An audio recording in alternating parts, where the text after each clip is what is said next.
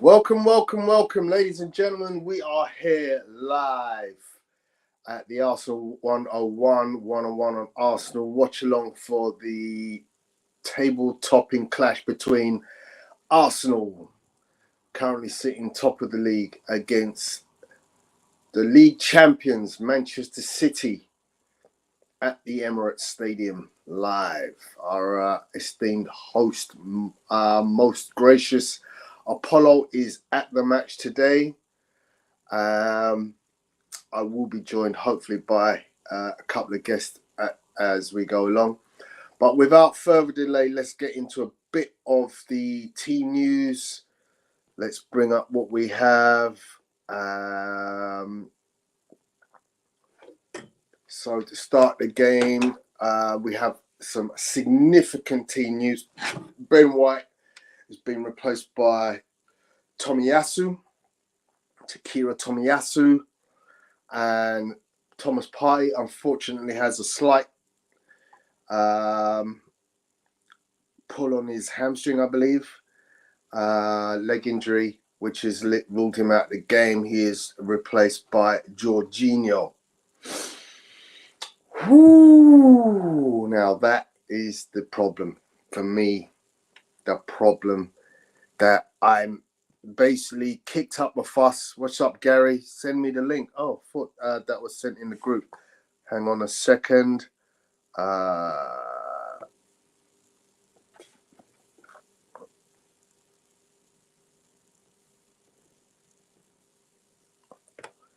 you go, my friend. So yeah, I said it. How do you get rid of Sambi Lokonga and Noel Nenny's out for the rest of the season, and then you end up with just Jorginho as a backup to Thomas Partey? I don't care what anybody says. That was just absolute foolery. So with that said, our bench looks like this. Goalkeeping replacement, Matt Turner. Defender, Ben White. Defender, Tierney. Defender, Kiwior. Defender, Holding. All four of those players have played centre-back in their life. All four of them players have played centre-back in their life. Welcome, Gary.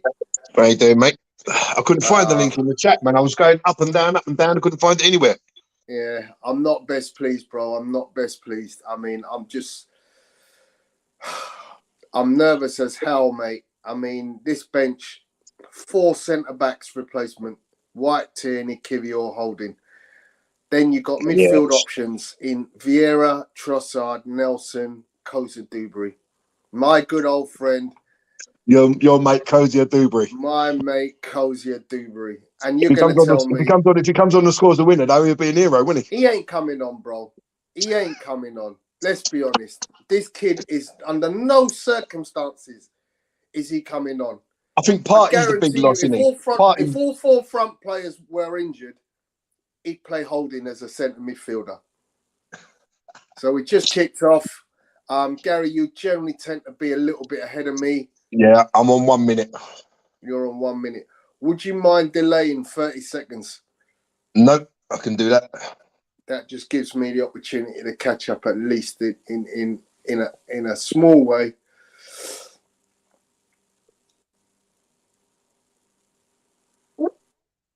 So the high press of Man United, 1, 2, 3, 4, 5, 6 players immediately into our final third as we go looking to break their press, which we do.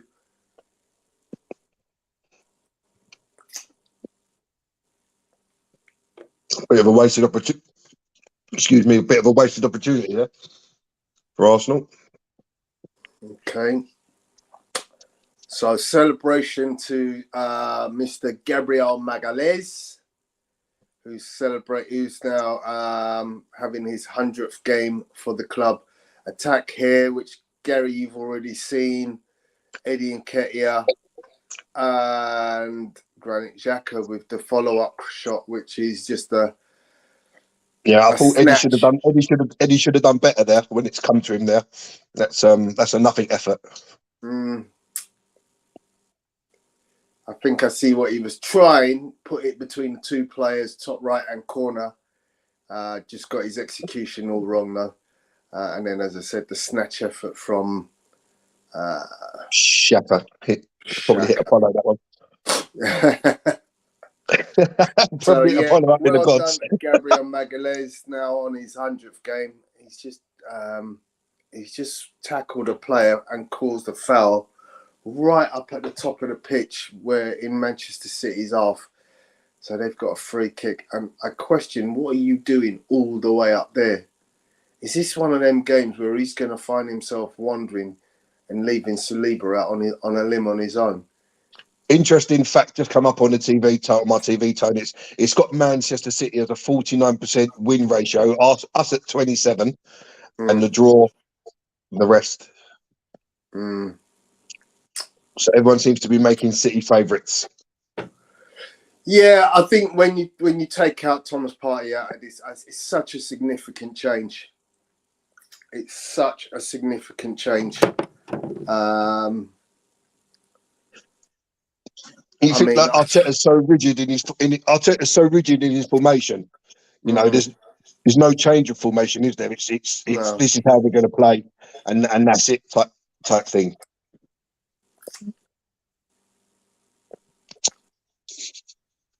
And what have I done?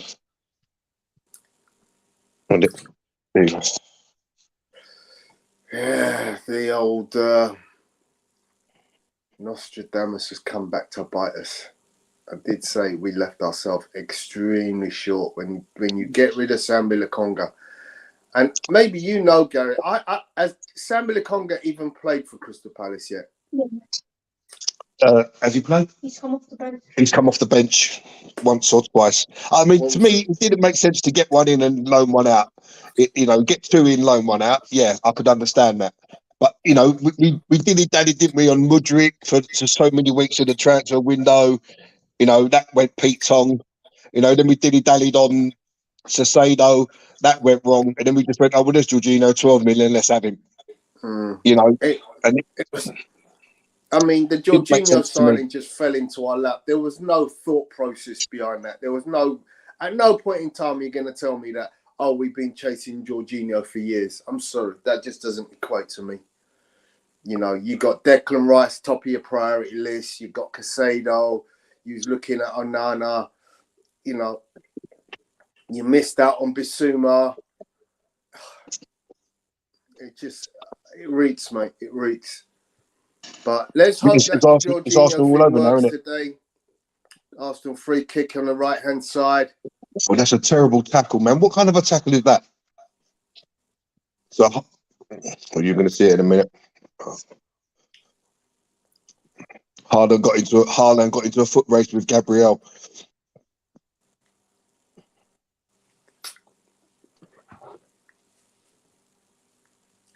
See, Zinchenko's got to do better there. Zinchenko, with some little half-hearted tackle. I thought Tierney would have been a better suit to this game, to be honest. Why? I would have dropped Xhaka, played Zinchenko at the 8, and Tierney in at left back. I just think Tierney's got more about him defensively, Tone, that's all. I just think, he's not scared to get into a tackle. I mean, you'll see the incident just there. It's a half-hearted attempt from Zinchenko to help out Gabriel. He's not serious about winning that tackle. I don't rate Tierney any better than Zinchenko as a tackler, mate. Sorry. I don't see him as some super tackler.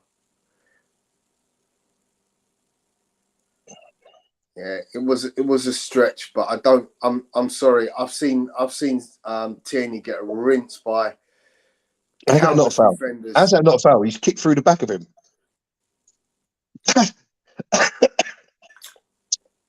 How's that not a foul?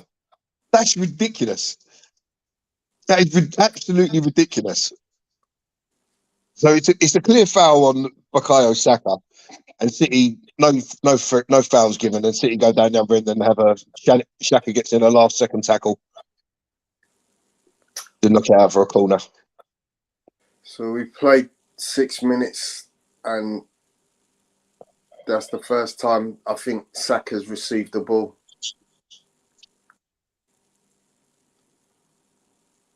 We played 6 minutes, and the first time that Saka's received the ball. Yeah, there's definitely a kick in the back of the legs there. You can't go through the He's gone player. straight through him, isn't he? You know, can't go through he the can't player reach the like ball. that. He can't reach the ball without getting a nudge on Saka's back of Saka's legs. That's absolute bull s, mate. Awful. And you know, in a time when refereeing is just at absolute low, for them to get that wrong is it's woeful. Yeah, that's it's impossible to come around the back of someone and win the ball without taking the back of the player's legs.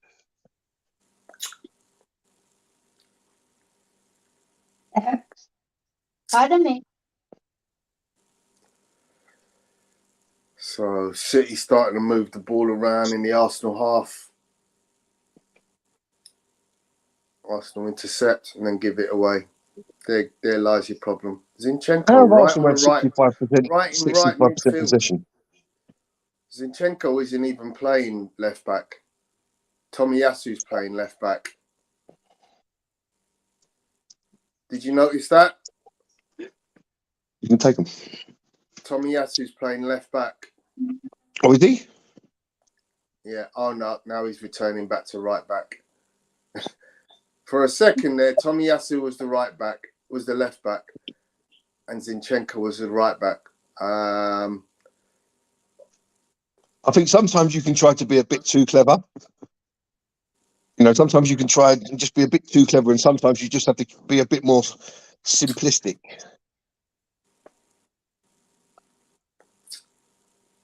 Was Anthony Taylor always refereeing this game? No idea. I heard his name mentioned. Well, he's done it again. What the hell? We got the free kick for that one. What the hell? Two of the same tackle. Are you mad? Oh, this one's slightly different, but it's still, again, he's got nowhere near the ball.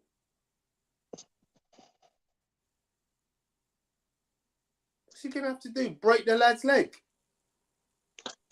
Oh, Jorginho, look, he's got no pace to get back, Jorginho. Look, he stepped out to try and win the ball. He completely misses it. And City of Bernardo Silva's just strolled 30 yards into the Arsenal half. And Jorginho can't even get back. I mean, I knew he was slow, but I didn't expect him to be running in treacle.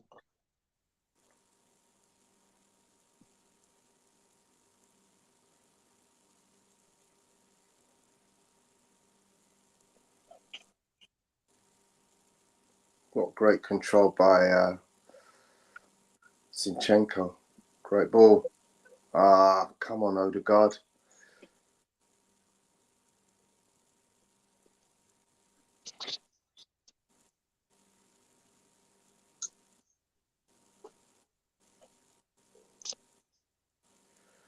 Arsenal just can't keep retention of the ball at the moment.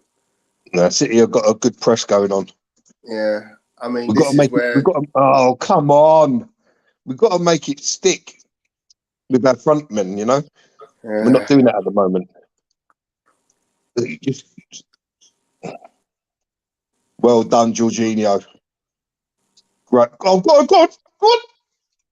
Oh, you waited too long. Sorry, Tom. I know I'm a bit ahead of you, but I'm getting excited.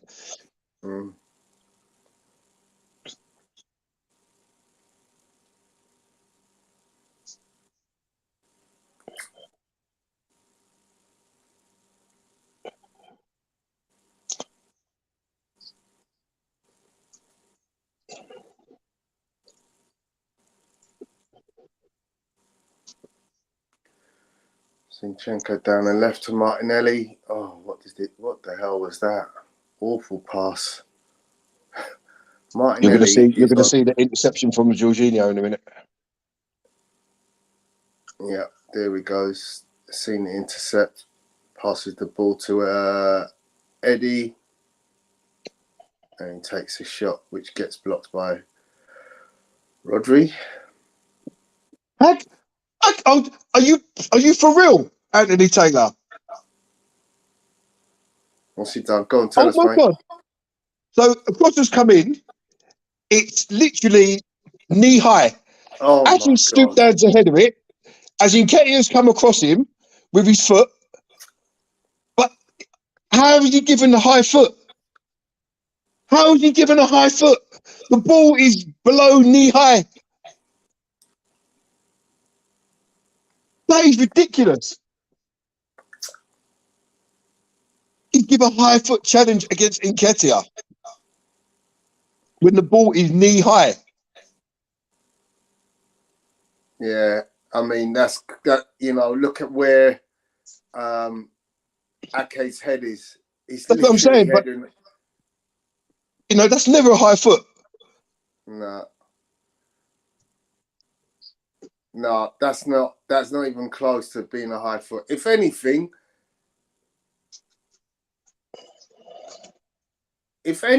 that's a foul on Nketiah.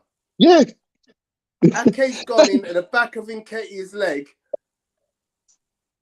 That's a joke. That is an absolute joke. High foot challenge. So Eddie's trying to trap the ball. Well, Eddie's trying to come across and get a glance onto the goal, to try and glance it goalwards. If you look at that, he doesn't get the ball. Ake doesn't get the ball. That's what I'm saying. He gets the man. Yeah, but he's been given as a high foot. How can your foot be high if it's below knee height? It's a joke. It's a joke. You can't have high foot if your foot's barely off the ground.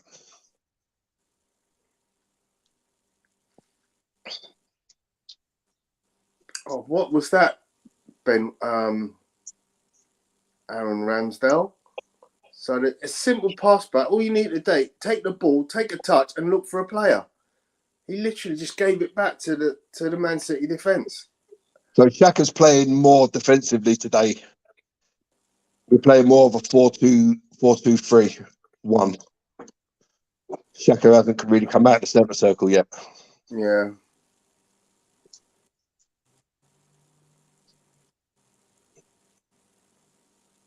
It's a great touch from Gabriel Martinelli because that ball was going nowhere.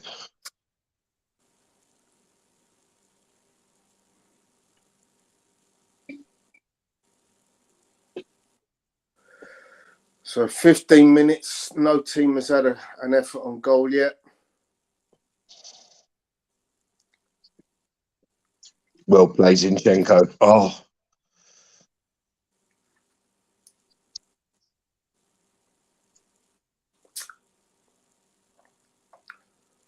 So far, the front three have done nothing.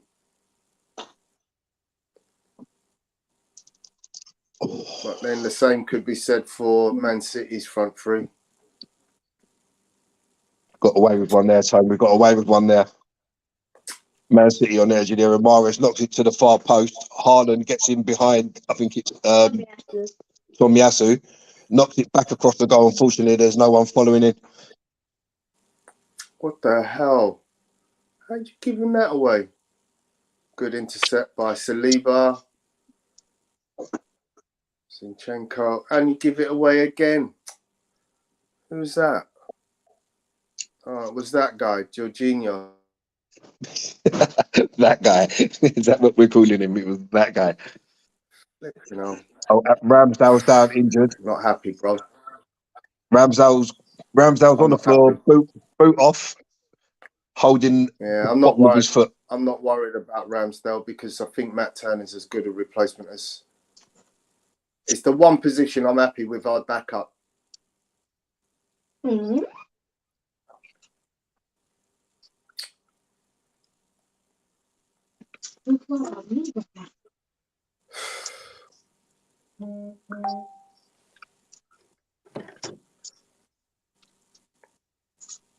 Reduction.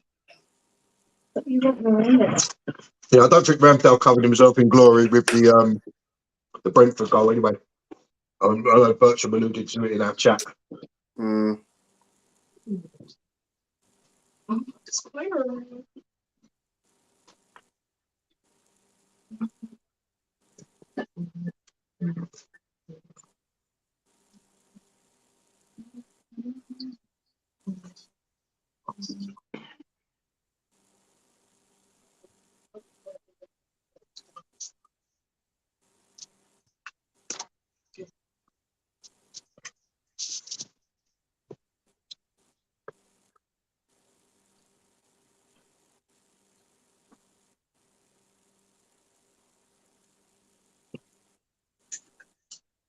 And Ramsdale's okay to carry on. Cool.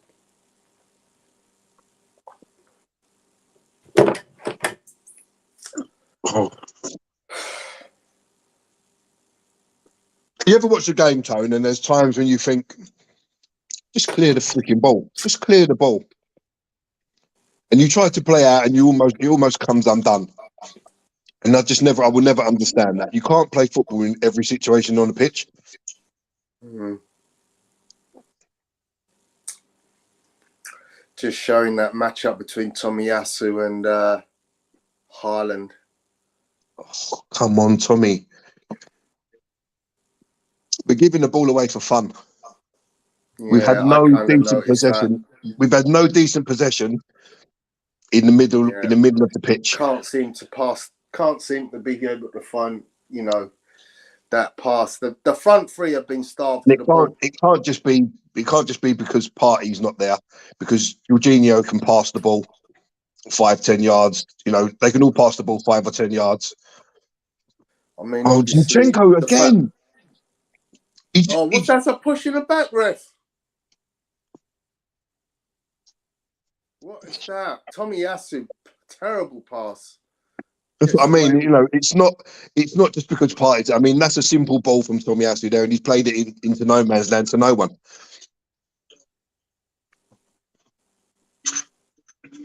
2, 3, 4, 5, 6 again. Manchester City's press has got 6 players literally in our final third on their press.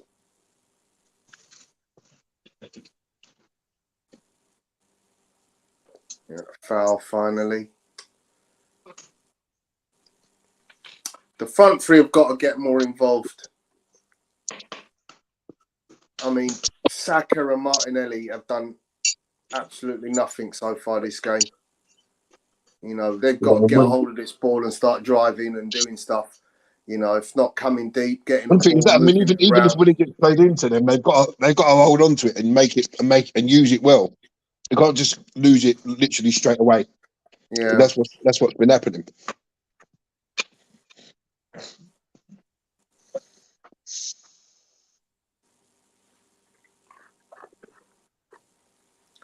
What's up, Anthony? Yeah, all good, man. Yourself?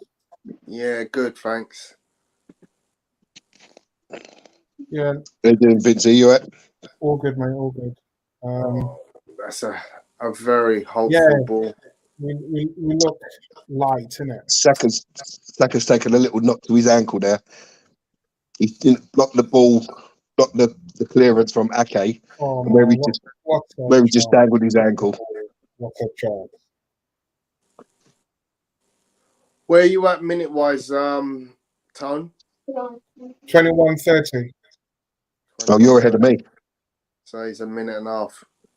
Yeah, he's a minute and 30 seconds ahead of me. Should have been a goal.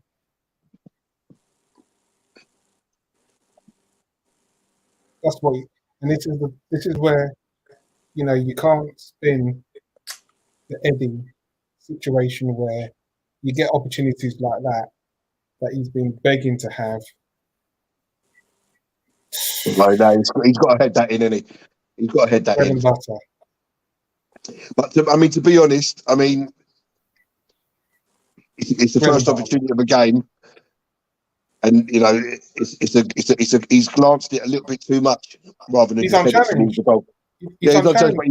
He's but he's actually glanced the header instead of heading it. He's actually glanced it. He didn't need to glance it. Head it where it came from. It's a goal, isn't it? Yeah, head it back to where it came from, or just get it on target. It's probably going to go in. You don't need to head it anywhere special. Just get it on target. And he put too much neck, and he's headed. It's like he thought he was further past the penalty spot. Yeah. Evening, Fiona. Evening, family in the chat. Evening, Victor. Pick up yourself. Greetings, Rich Post Sports. Yeah, it's a great chance. It's a great chance. Yeah, Rich Poe. We are very tense, man. We just want us to be flying, man. That's what we want. We're at home, we just want a performance. No, I think we've started okay. We're a bit sloppy, big up yourself, man. but we started okay. Yeah. How's everyone doing in the chat, man? 20 minutes in, 22 minutes in, and Arsenal have created the only real chance of the game, which Eddie Nketiah has headed. I'll help you out, Tony. No VAR looking at that now. Someone went down in the area. Tomiyasu. Oh my word. Oh my word. 1-0 City. Oh God. Bad mistake from Tomiyasu. Yeah, back pass.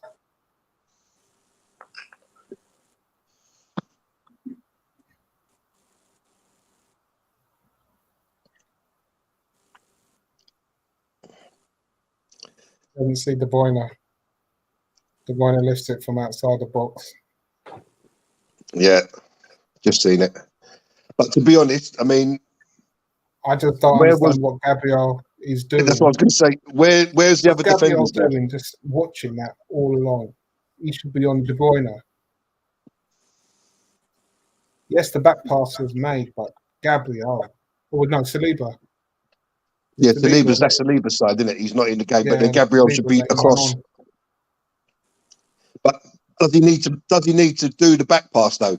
He can clear that. He can clear that out. Saliba's not in play, but Gabriel's just standing there. Look, Gabriel, he hasn't gone with the run. Gabriel's the closest man to him. But Tomiyasu should just knock that out for a throw. Yeah, he doesn't need to go back. That's what I'm saying. You can't play football all the time. Yeah. You can't play football all the time. But that's coaching, though, isn't it, Gary? They've been coached to continue to keep the ball moving, and that's what he's done. You know, Ramsdale's in no man's land. Yeah, he can't be out for that. He's not. He's in no man's land. Nearly enough on that ball. He's not. Gabriel should be nearly enough on that ball. Situation. Even that's still, a bad error by Tomiyasu. Yeah, it's a bad. But that's what I'm saying. You can't play football all the time. It's just ridiculous. You're under pressure. You miss it a back pass where you could just knock it out for a throw. And then it's still 0-0. Yeah, and this is what I'm saying, man. We get into that ball watching situation where we just let runners run on and fell asleep, and boy, out of nothing, City 1-up. They haven't even had to work for that goal. That's what gets me. Every goal that the team score against you. That's terrible defending, They'll have bro. chances, man. They'll have chances. Sunday League, innit? Sunday League. You'll be all right. Hey, look, Saka's just been hacked to the ground again. Look. By Bernardo Silva. 3 times Bernardo Silva now. 3 times. So am I ahead of you guys? Yeah. By how much? A minute and a half from me. What you on? 27 of 30 now, Vinci?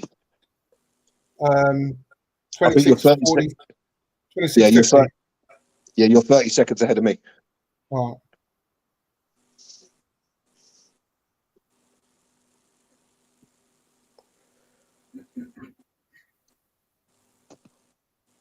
What the hell, ref? That's 3 from Bernardo. That's 3 from Bernardo Silva now. Tackle again. That's 3 now. He's taking a Mickey. Oh, tell me, he could have redeemed himself.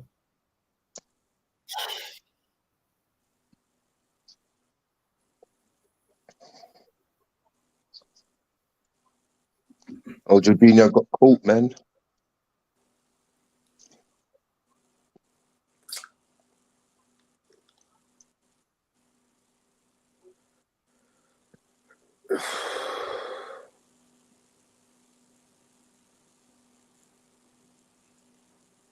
Cecilia says injury prone party off again.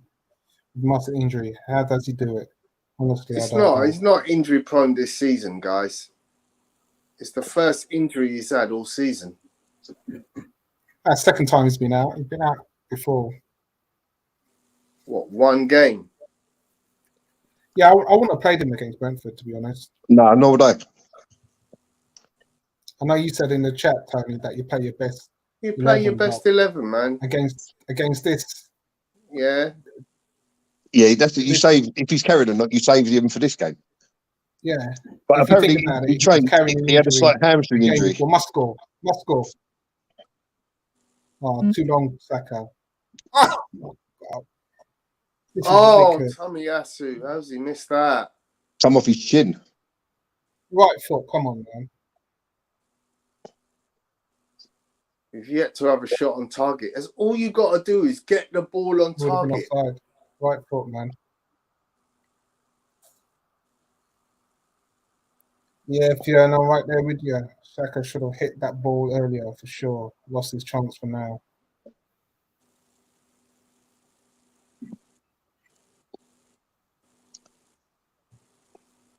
Oh, well played. Well played, Saliba. Well played. Yeah, Saka That should have must have been- definitely hit that first time. At Muslim Halan.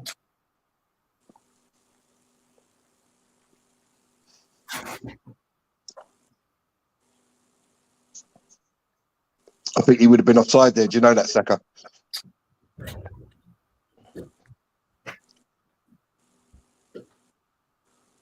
Okay, what's Martinelli going to do? It's not Martinelli, it's Zinchenko. See, again, Martinelli is getting lost in this game, man. I don't know what's up with this kid.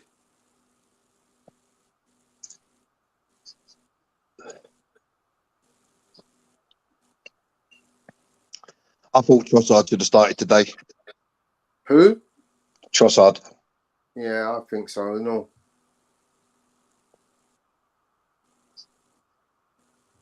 Yeah, it'd have been offside, I think, by an inch, by a whisker. What kind of a cross is that, Zinchenko?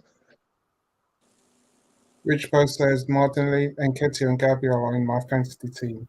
Keep the faith. The players want this, lads. Believe.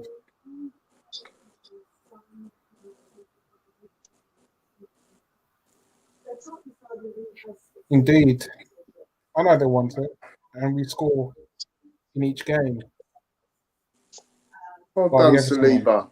Well done, Saliba against Haaland. Okay.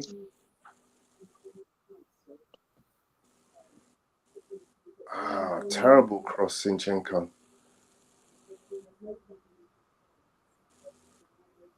Where is Gabriel Martinelli?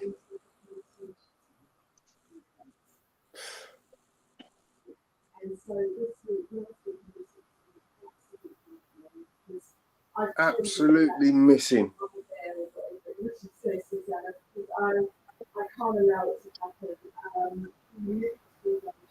Somebody got a TV on or something in the background. Getting Tom, you got something going on?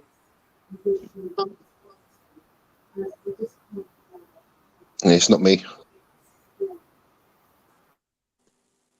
Yeah, it's Tony.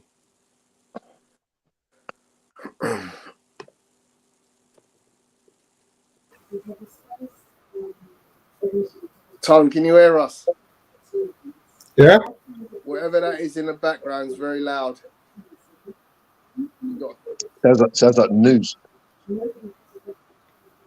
Is it me? Yeah. I'll turn it off. Cheers. It's the game. It's a woman's voice. Fiona's not in your front room, Tony, is she?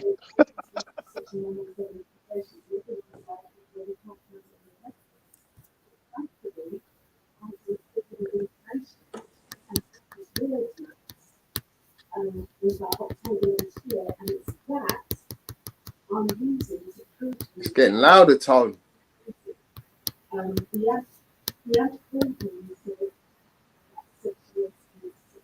Oh, come on.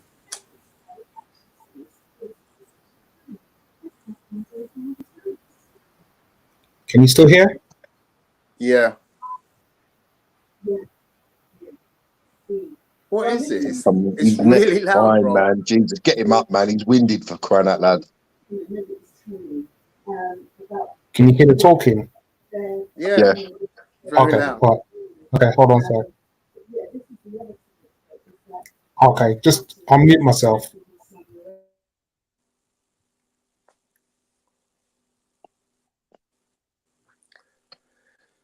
Yeah, so I've got Carl Walker's down on the floor. Arsenal grouping together, having a chat. 32 minutes in. So far, Arsenal have had more chances, but it's obviously City that have had the one significant chance. Other than that, I can't see how they've had much by way of chances. No, it's been a nothing game, nothing half really. We've had 2 chances, failed to get either of them on target. Yeah, the Eddie header and the Tomiyasu shot, to me, both good chances to get a shot on goal. So City have taken their free kick. Carl Walker hasn't asked permission to come back on the pitch. The ball gets played to him. He clears the ball and receives a yellow card.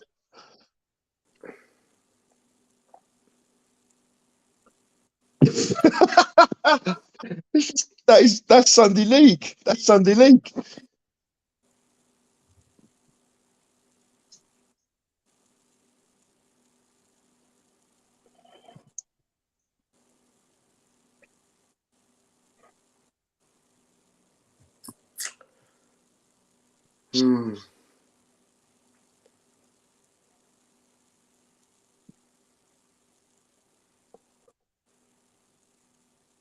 I don't know what he's complaining about. I really have no idea. You clearly were not allowed back on the pitch until instructed.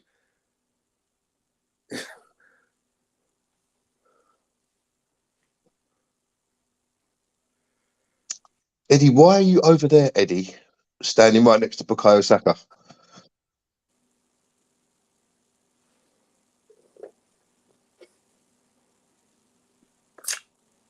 Arsenal's play seems to have slowed down quite considerably, hasn't it? You know, there's no zipping the ball about anymore. It's all laboured.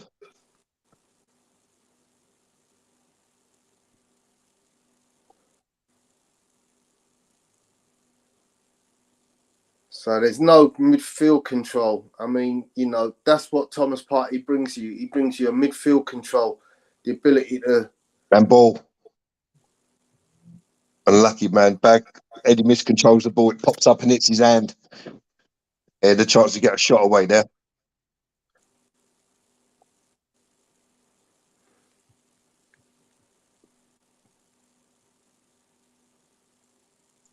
I will say the few times that we've actually got the ball in and around their sort of back 4, we've played the ball through a couple of times. Oh, yellow card for Edison for time wasting. Hey. Move the ball quicker. Oh, that's unlucky. I've just seen the Eddie handball.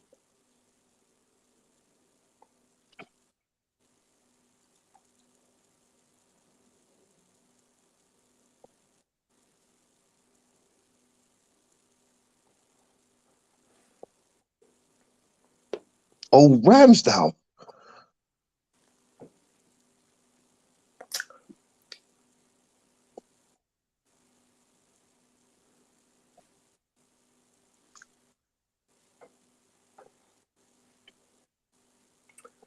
Great pass, Shaka.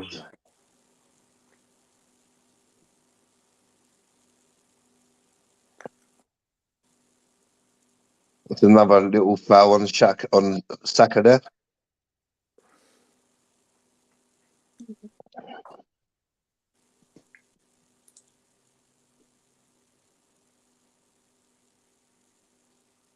Ramsdale with a bit of a dodgy ball to Saliba. Why is Saka taking the throw? Don't tell me to know how to throw the ball. You're facing the wrong way, Bukayo. That's a great ball from Saka out to Saka. Good defending from Ake, but he's overdone it. Caused a foul. Quick play from Martin Odegaard. Tomiyasu loses the ball.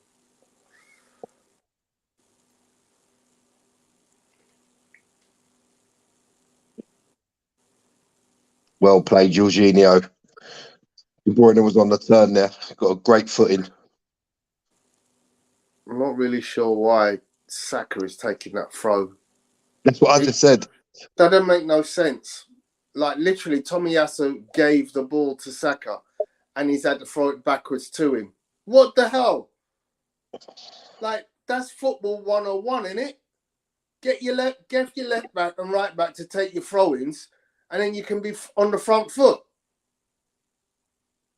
That the hell baffled the hell out of me. So Martinelli switched through the centre now, and Eddie's gone out to the left.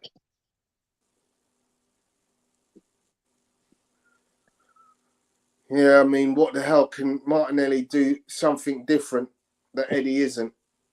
Because this is the move that... I did see an article that was saying that Martinelli is better suited to play in central roles. Yeah, I ain't never seen it. I mean, he has the physical capabilities, but...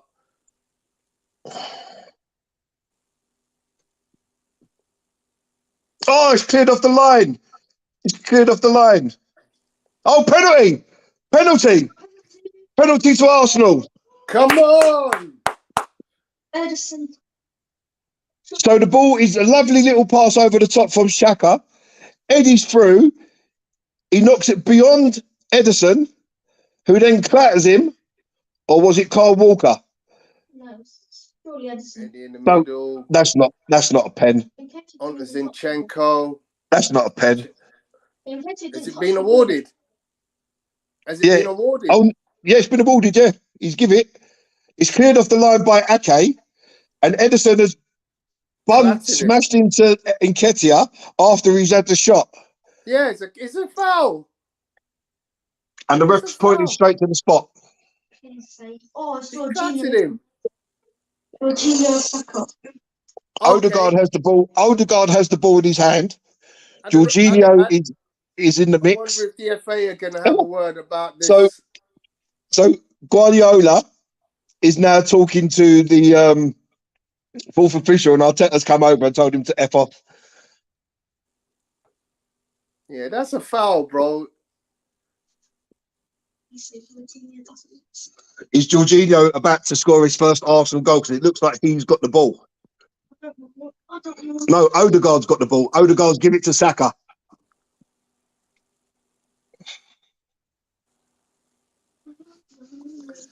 So, Vince, Gary, you got see what's happening. Talk to me, Vincey. Talk to me, Vincey. Vincey, have we scored? Oh. Vincey's ahead of me. I can't even watch. I'm trying to unmute you, bro. I'm going to have to leave the room. I'm going to leave the room. Can't even watch.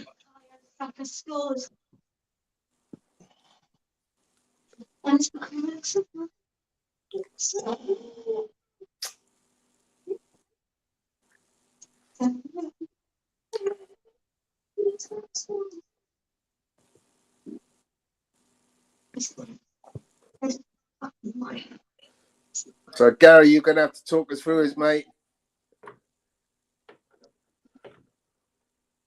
Yes! Yeah, he sends Edison the wrong way. Edison was pointing to Edison's right.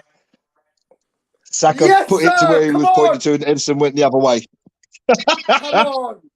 Lovely. You beauty, Saka. Thank you.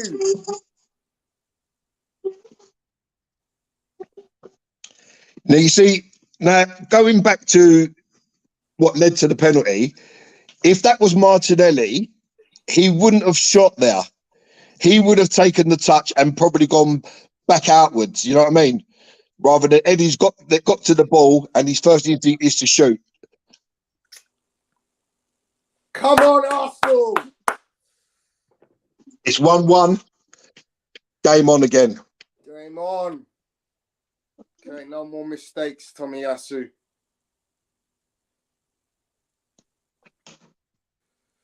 And to be honest, mate, City haven't carried a huge threat.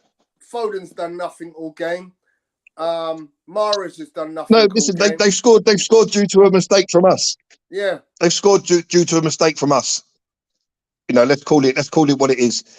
Yeah. You know, they've got this long ball where they're trying to get Haaland in behind. Ramsdale's got a great starting position. Saliba's quick. Gabriel Magalhaes is quick. You know, so they're not easily pushed off the ball by Yeah. Haaland. So it's up to City to do something because they haven't showed anything so far.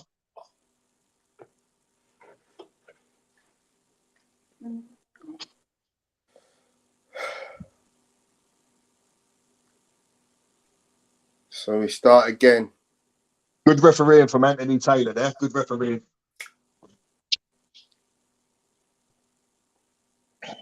And Ederson could have got a second yellow for that. Yeah. Not that it was a yellow card offence. Yeah. But I've seen cards given for it. Oh, bad ball. Bad ball by It's a bad touch from Xhaka there as well. Just looking at that Ramsdale clearance. Got to do better. Find yourself a bloody long ball. Anthony Taylor is not in the mood for any messing about whatsoever here. He's just had a go at Xhaka for walking away with the football.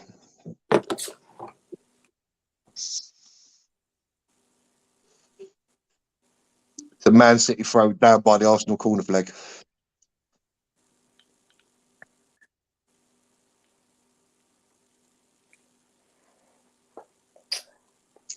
Good save, Ramsdale, but it was offside. Great save from Gundogan. Great save from Gundogan. It was Gundogan's effort, wasn't it? He said so. Yeah, from Gundogan. Gundogan hit the ball. Ramsdale saved it. Good save from Gundogan. Hey? Oh, Jesus Christ. Saliba just knocked the ball back across and it must have missed Haaland's boot by literally about a millimetre. Great save by Ramsdale.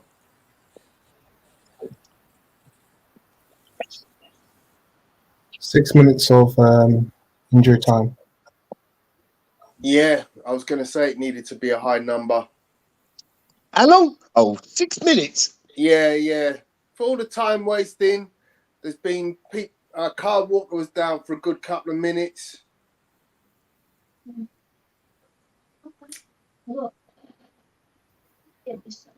That's a terrible ball, Magalhaes. Eddie working really hard today. Got away with it.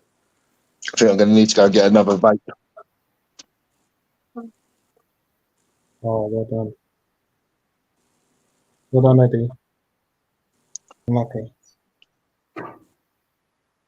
Oh, well done. Send it. Run at them now, second. Run at them. Just run at him. That's it. What minute are you on now, Vince? Yes. Free kick. No, no. Give him. One. Oh, my internet's playing.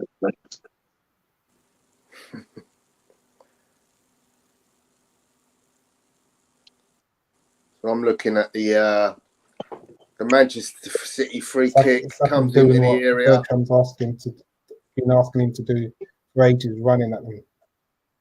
Gabriel headed it out. It's a throw into Man City. I'm on 45-50.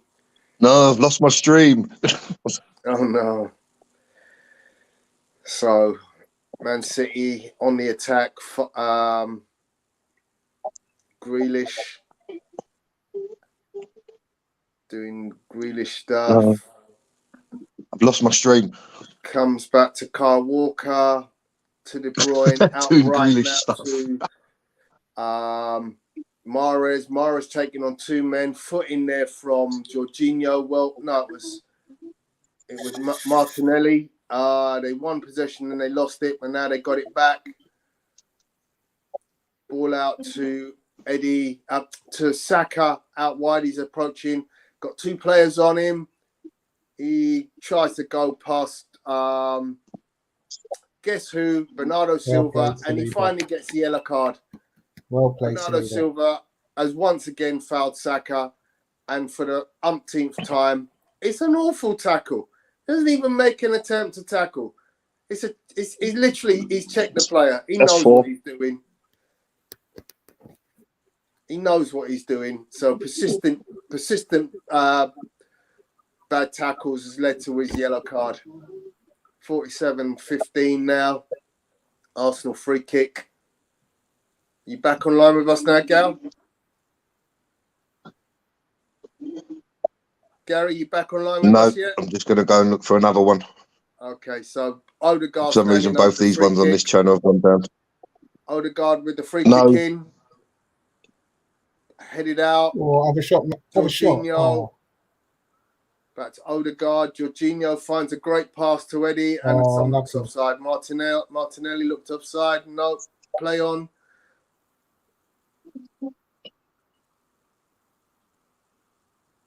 That didn't quite work out, that free kick. Well done, Saliba again. A great interception. We've got to find another Saliba. stream.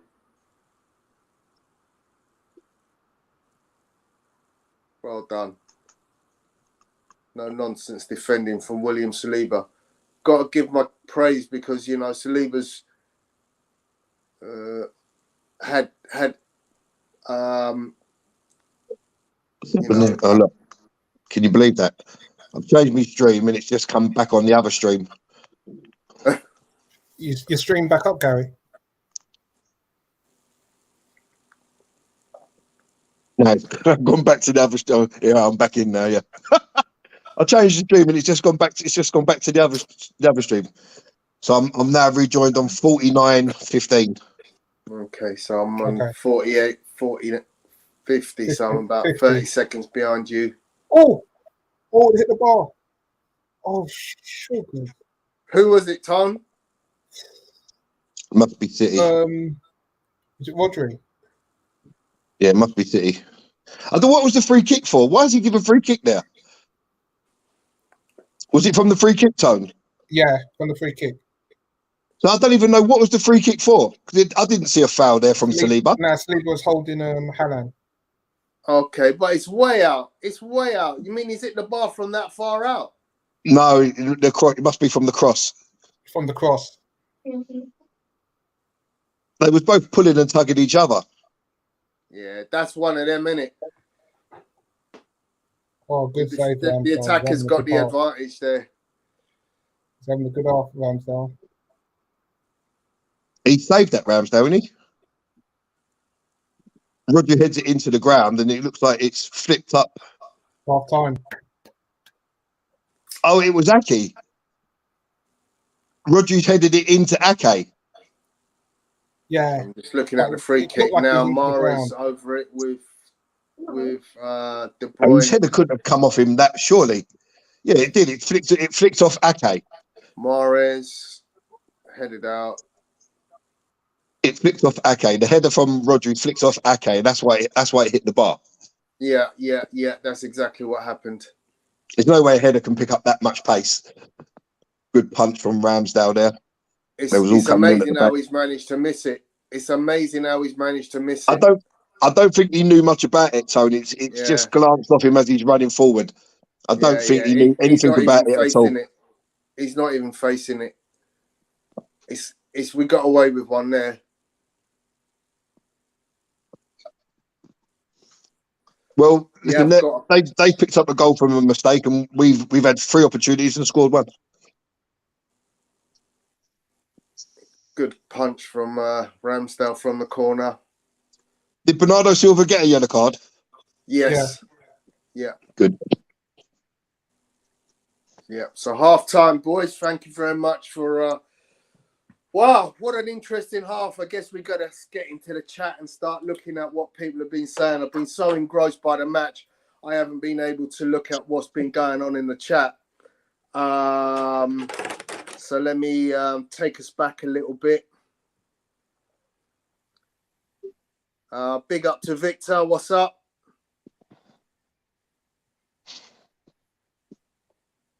Yeah, as we've alluded to, hi Fiona. Great to have you in the chat. Rich Poe, thanks for joining us as always. Greetings, you guys seem as tense as the Arsenal team. Release some love and calm, then let the intensity slowly flow. I'll try that one. Getting pro lover giving you big ups, Vincey, my boy. Apollo saying it was the keeper that brought Eddie down. It should have been a second yellow. Yeah, I mean, it could so easily have been a second. I think that would have been double. I think that would have been double harsh. Yeah. No, if he hadn't have had a yellow card already, I still don't think he would have got a yellow card for that. Yeah. So here's a question directly to you from Rich Post Sports to Martinelli's agent. Is your charge the man for the occasion? Would you have had Trossard start? Are you surprised that he hasn't, Tone?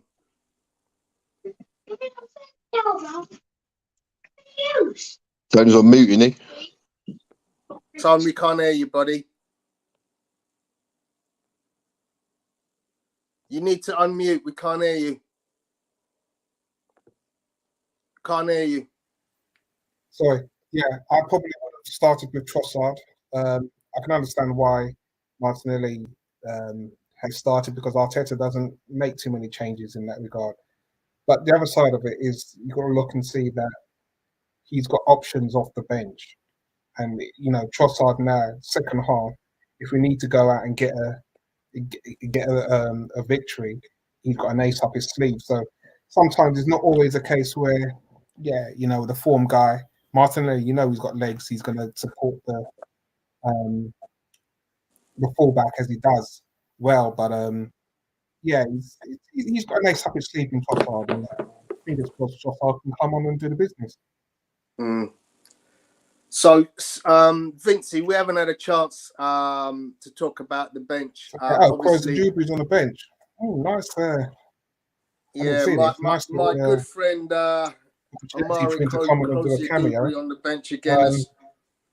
So yeah, I mean, for me, the biggest thing that's of this first half is Jorginho's using the ball very well. Something that we've kind of called for. We look at and see how Partey plays, but Jorginho's playing some nice one-touch passing out to the flanks, and it's given us some good opportunities to use our pace and cause problems for City. And more of the same second half. Cool. What's your thoughts on the bench, Tone?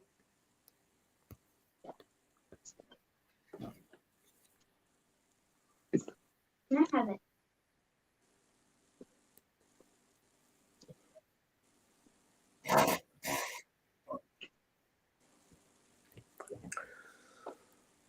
Okay, so let me go back into the chat.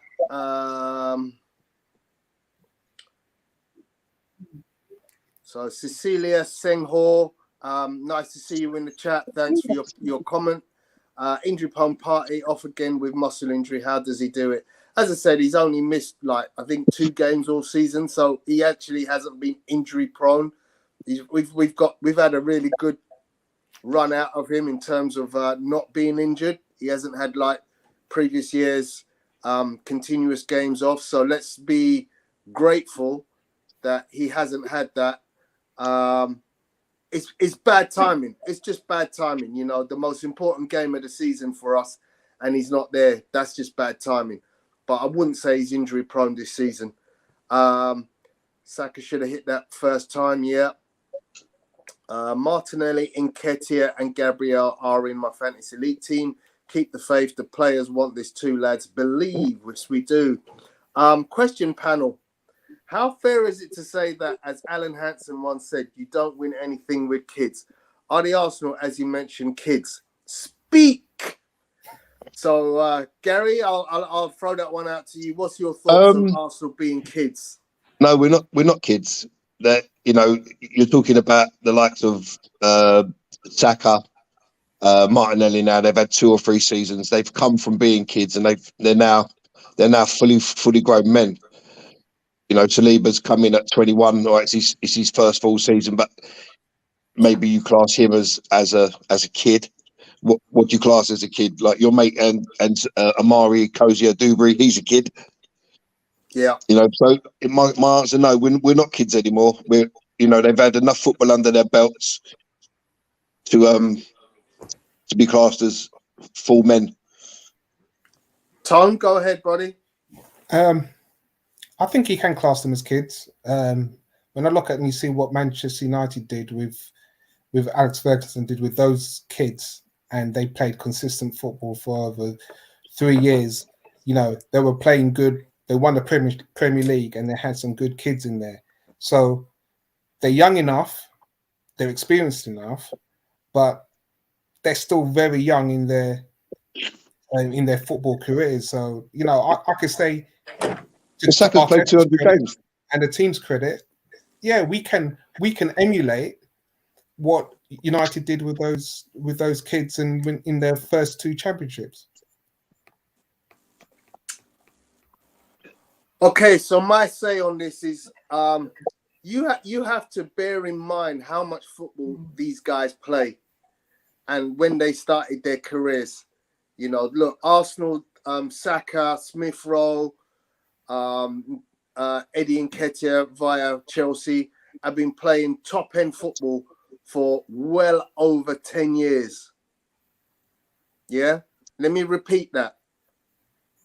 Saka, Smith Rowe, Nketiah, amongst others, have been playing this top-end football for well over 10 years. Now, yeah, a lot of it has been youth football, but it's been youth football at the highest level. Eddie Nketiah has been and played first division football or championship football. He's played international football to the level that he's now England's highest scoring under 21 player. Yeah, he ain't a kid anymore. Yeah, because you got guys like Michael Owen, you got guys like Wayne Rooney, who at 16 were established stars. True. Yeah?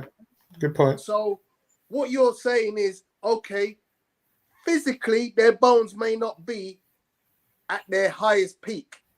Yeah, physically. So what we don't see in Eddie Nketiah is a Didier Drogba or a Thierry Henry at his peak. Yeah, but footballing brain, what he does on the pitch, the guy's a senior. Yeah, so I don't buy into but they're kids anymore. Yeah, not only has Saka been to a European Cup final, yeah, and played in the final for England, he's been to a World Cup and been the star boy at a World Cup. And you still want to come out with the narrative, oh, is he a kid? Sorry, Pelé was playing World Cup football and winning at 16 and at 20 and at 24 and at 28. So you're trying to say the first 2 he weren't an adult when he won his first 2 World Cups? Sorry, he was a grown adult. He was scoring thousands of goals. So I don't buy into the narrative that they're kids just because their age is junior to other players who are 38 and 32, etc., etc. When you're playing at that level for a significant period of time, you ain't a kid anymore. Anyway, I hope that answers your question. I agree with you, Tone. Rich Comes a Bolt. point where you lose the kid tag. Yeah.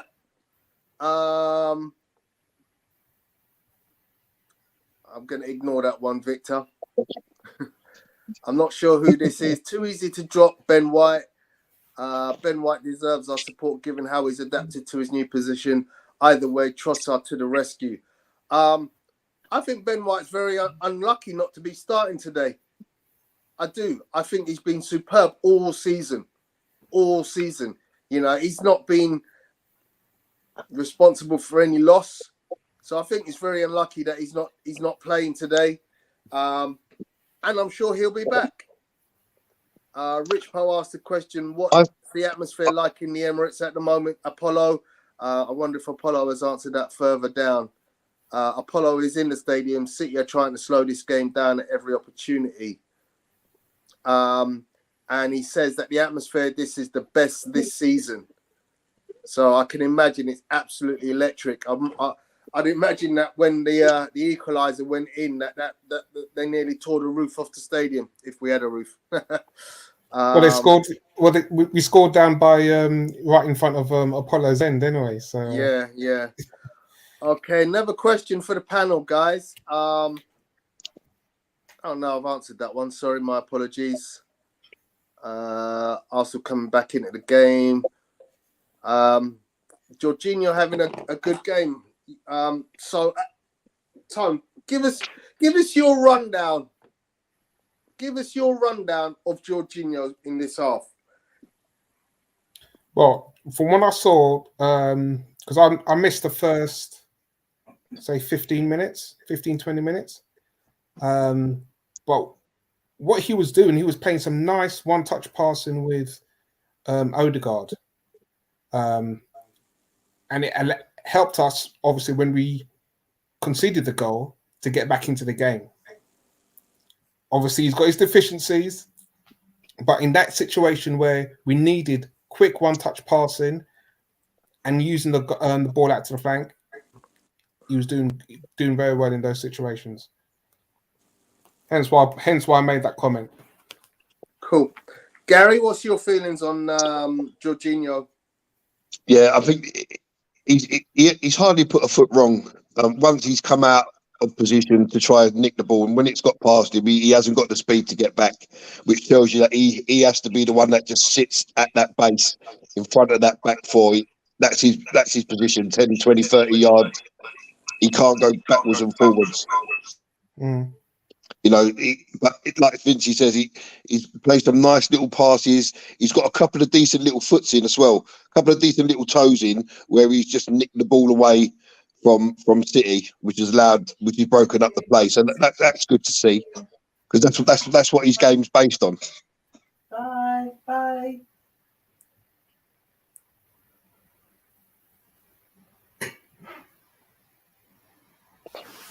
Cool. So as you can see, this is the African Guna live from South Africa.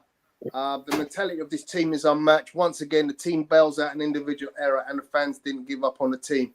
This is the new Arsenal. This is Mikel Arteta's army. Come on, you Gunners. Also, I want to add that all of you who criticise Jorginho. Oh, let me get rid of that comment real quick. There we go. Also, I want to add that all of you who criticise the signing of Jorginho, I hope you have your apologies ready. He's been excellent in this first half.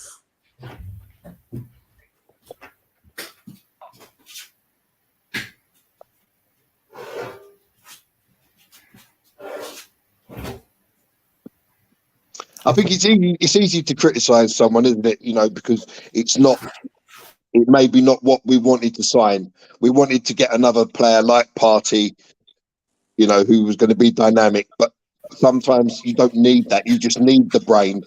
You know, what he lacks in speed, he can make up for in thought process, and that's sometimes just as important.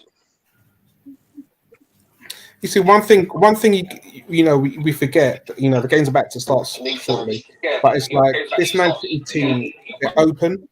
They've got opportunities for people to get, for teams to get at them, and we're playing good football. You know, we're using the ball well today, and you know that, as I said, that chance that Zinchenko, beautiful, got his head down, beautiful crossing for Eddie, and he missed it early in the game. That's what we need.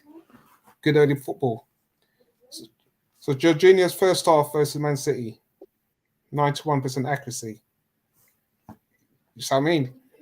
See that 3 interceptions? Look, 6 recoveries, 3 interceptions. That's worth its weight in gold. Of course. And that's what I'm saying. We got at them. You know, that's the belief that Arteta's got the guys playing. Haaland and Odegaard having a laugh and joke with each other. Don't talk to him. Talk to him after the game, man. Stab on his foot or something. I don't care if they're family. They ain't no family for 90 minutes. Excellent. Ain't no families with that final whistle blows. Trust me, you know, once that whistle goes, they're at it. These two are proper. They're still talking now. Look, they're still talking now. I want to see that. I'd sub him for that if I was the manager. I'd sub him for that. Okay, so we're about to get under the way. Gary, one of your kids I ain't got an issue with that. let's just go out there. Let's do what we got to do. Let's see if Gabby can do something slightly different this half and create a bit of magic. I really want Gabriel Martinelli to score a goal. I want his confidence back up again. I just want him to do something. You know, I want to see him doing what Trossard does. You know, being effective in the final third. I want to see him. That's a bad ball by Gabriel Martinelli. Bad ball, man. So again, you guys are a little bit ahead of me. So what were you saying, Vinci, about my kids? Yeah, I was going to say one of your kids probably was doing that in between the halves, asking for some chewing gum, and you probably take him off. Yeah, you're damn right. Yeah. I'm going to share some of his gum, and you're yanking him off, having a chat. You're damn right. I'm actually my youngest son's manager, and I ball him out all the time when he makes a mistake. I feel so sorry for him, son. What does he say when you take him off? No, don't take him off. He's the goalkeeper. I can't take him off. Oh, okay. He's the goalkeeper. If he wasn't the goalkeeper, he'd be subbed loads of times. So big up to GK in the chat. He says he thinks Pep will change the system, switch to a back four. See, that's the thing with Pep, innit? He will change systems and formations where we know that Arteta won't do that. Question, which I'm going to address very quickly, but after this, I'm getting my attention back fully on the game. Are Arsenal facing a Man City fired up by the off-field events? No, because those events don't actually affect the team for at least a year. Guardiola looks a worried man. They just shot. Guardiola looks like a worried man. Okay, so back to the game. I'm at 46-25. 47. 47, 48. He's booked Tomiyasu for taking the throw from the wrong place. What is going on? What is going on? He's booked Tomiyasu from taking the throw from the wrong place. Is this how referees are going now? They can't give us easy decisions, but they're prepared to book a player for taking the throw from 2 yards further forward. Get back there, Jorginho. Get back. Get back. Keep going. Yeah, that is just the most softest yellow card you're ever gonna get. I mean, if I gave a yellow card for every player who took a throw, he didn't even take the throw. The ball was still in his hands.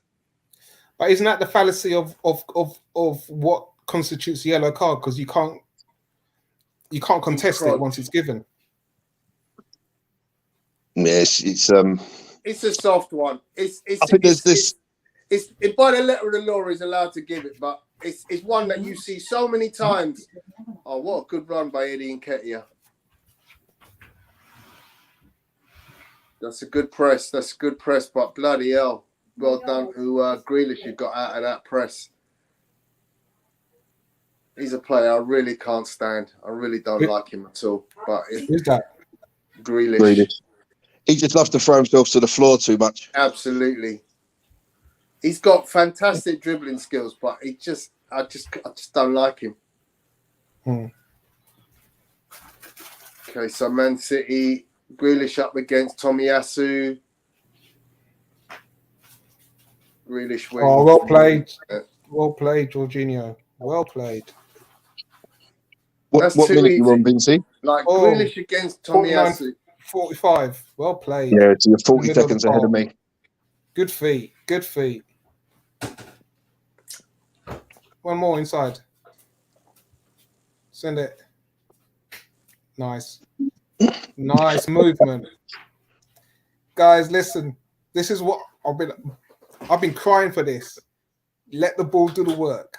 Move with pace. Get the ball open. We're having it tonight. Go on, Martinelli. Send it.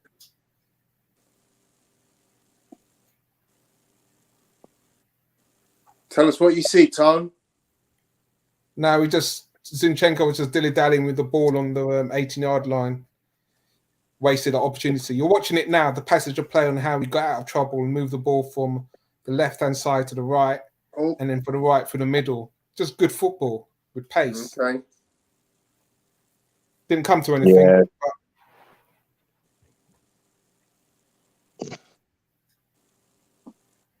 See, this is Martinelli when he's running at this guy now. Look, straight away he's doubled up on. Now cross it. Look, now cross it. You've had a chance. I don't know. Martinelli always ends up with loads of players around him. It's like I want to stand in a place where I can be tackled by 4 players simultaneously. You know, instead of being in a place where you go, you know what, I can stand in a place where I can receive the ball and go one against the man. You know, that's what you want from your wingers. Now you go. Now you go. Now you go. De Bruyne and Arteta having a little something on the sideline. Yeah, De Bruyne and Arteta. Fair play. Arteta was a bit wrong in that there.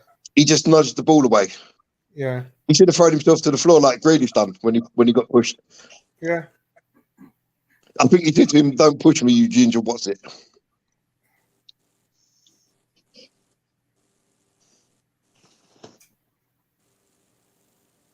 Hold on, he didn't take the throw from the correct place there. I demand VAR.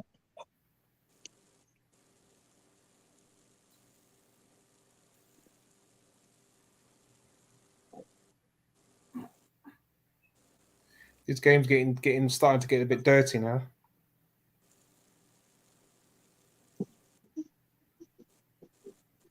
Yeah, he's offside. Free kick, City. That's what I'm saying. Use the ball. Oh, sloppy Okay. there. Okay, so you see, this is the bullshit that I can't stand, and I'm sorry to have to use the BS word, but literally, you just booked Tomiyasu for taking a throw 5 yards, not even taking a throw, but walking forward, and they've taken a throw like fully 10 yards ahead of where the ball went out of play. That's what I'm saying. That's what I'm saying. That's what I said. This is ridiculous.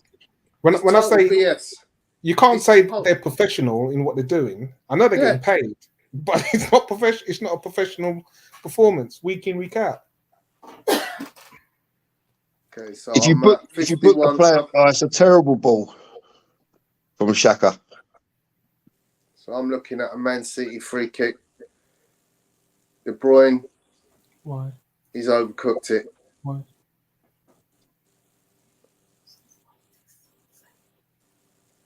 It's gone back to Edison. Got plenty of time. So on the win probability, they're still having Man City as favourites at 37% for the win. Okay, I ain't got a problem with stats, mate. We had to break them records.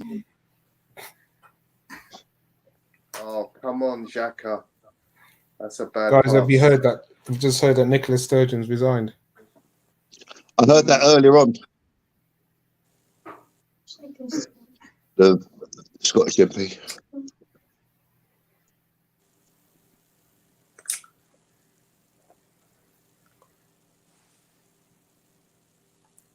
Oh, well played, Zinchenko. Well played, Zinchenko. Good ball, Saliba. That's what we need. More of those balls into Eddie to his feet so he can hold up.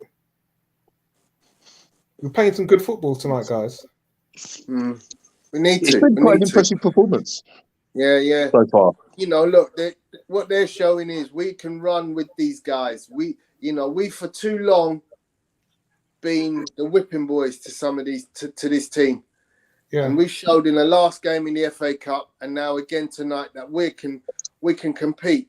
Well, do you know what the frustrating thing for me has been all the time? We always have all the chances, don't we? We have all the chances, 3, 4, 5 good chances, and we never take them. And then all of a sudden, bomb, they go down the other end 1-0. And then it used to go 1-0, 2-0, 3-0, bomb, bomb, bomb. Yeah. Oh, go on, Saka. Send it. Oh, man. Shoot. It's like the City are bringing on a Kanji. Ooh. You'll see it. You see it shortly, Gary. Tell us what you see, Tone. No, I'll let Gary say it. Okay. So Arsenal building up nicely. Tomiyasu out to Saka, just inside the Arsenal half. Good little, Jorginho overhit the pass there. And Edison just played it out. Terrible. Oh, Saka down the line. Somebody should have crossed it there. Should have crossed it there. Why is he not? Jorginho. Oh. Jorginho with a cross-come shot that almost fell to Eddie. But Saka's had a chance here to cross that ball.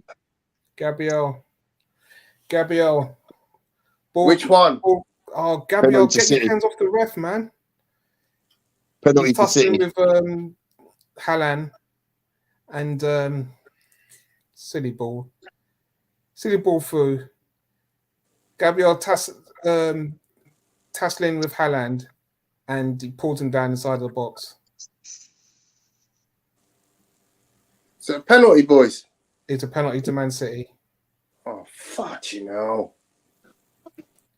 He's still fighting. The thing is, Gabriel's fighting with him. He's inside of the box, and with all the fighting, it carries on into the box, and Haaland falls to the ground and pen.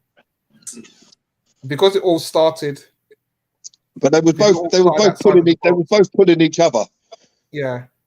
And at one point, at a certain point, you've got to let him go. The ball is not going towards the goal; it's going towards the touchline. Yeah. Oh, he's offside. Haaland's offside. Haaland is offside. So no penalty. Haaland is offside. VAR, he is offside. When the ball is played, he is offside. Got away with one there. Has it been given, Vincey? They're still checking.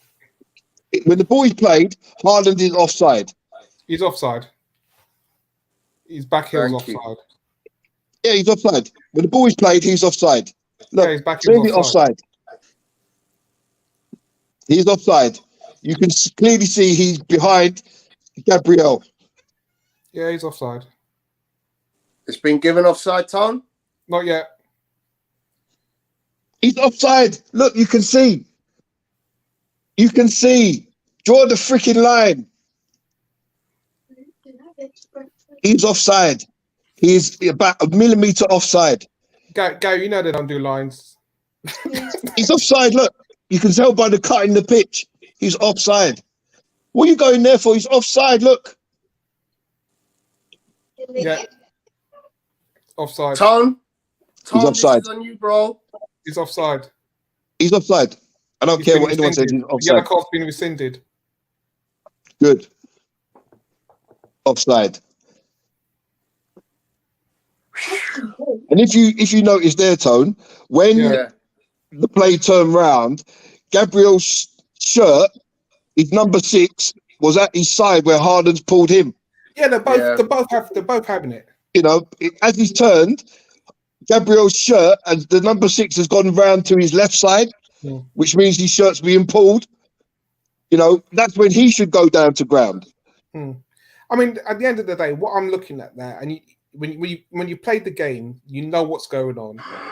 Both players are at it. Both teams are up for this game, and we're fighting with everything, man. So that's what I want. Yeah. So no goal, no penalty. Sorry, offside. No penalty, no yellow card. No yellow card. Arteta's pumping up the crowd. Yeah, we need this. We need this, boys. Come on. At the very least. Haaland could be in trouble because Gabriel's on the ground with his hand almost like an elbow from Haaland into the side of his face.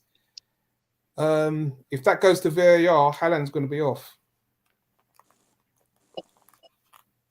If it does go to VAR, he's off. Okay, let's see. Keep us updated, Tom. Yeah, Gabriel's still on the ground. What's going on with my internet tonight?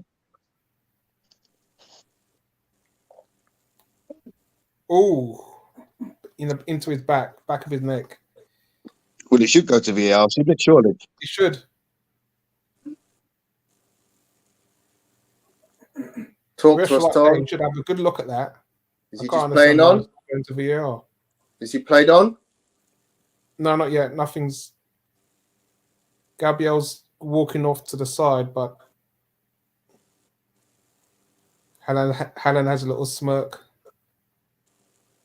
Looks like they're playing on. Can't really see it. It's a clash between three players. Zinchenko went down simultaneously. Mahrez is coming off. Okay, I'm not going to call that a red card. I'm definitely not calling that a red card. Yeah, hands are up. He gets two of them. He's a man-child. He's literally a man-child. He's gone in there. He has clattered two players. It's definitely a foul, but it ain't to me a yellow card. He's just Akanji's on. two. Who is it? Akanji's on. Mahrez is off. Oh! Gabriel gives the ball. Saliba gives the ball away. Haaland's on the ball. Good covering by Tomiyasu. So we can't afford errors here. This is a game that needs to be error-free. But T, do you know what it is? They're really going at them. They're moving the ball fast, and that's what's happening. Is if players ain't there, it looks ridiculous. But they're just trying to just move quickly through the lines. Good covering by Tomiyasu there.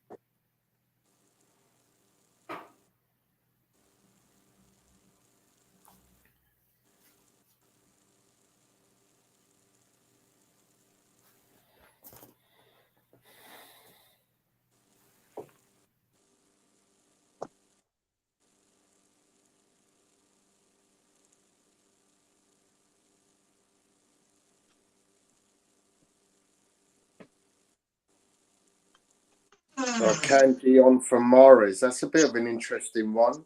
Kanji on for Mahrez.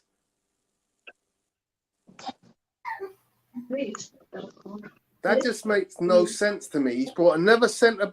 Oh, what was that? Saliba. Terrible pass behind. And we get away with it.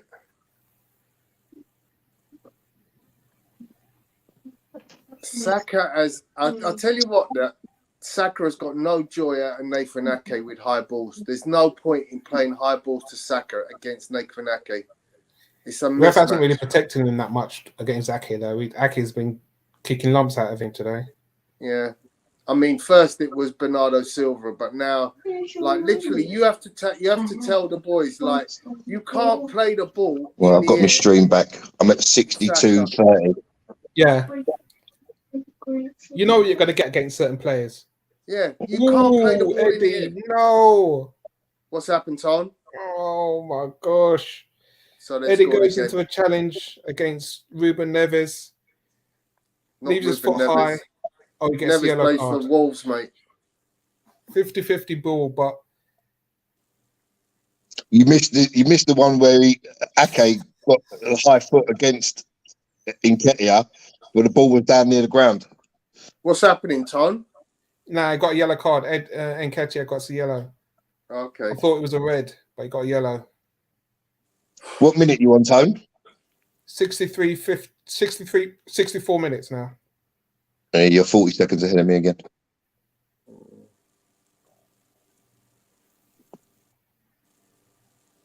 I've just seen the Nketiah. When I There's saw all him the running, City players I thought, you know what? It looked like it's The City players all screaming for a red card. You seen them giving us red, didn't you? Yeah, that's what I got. But he actually blocked the ball. Mm. The ball come off his foot, and then the follow through is what catches Neves, or not Neves, Diaz, whatever his name is. Look at all that screaming on the floor, banging the ground, and you just get up and walk away. Arsenal. Got to do The better game's than got very scrappy now, isn't it?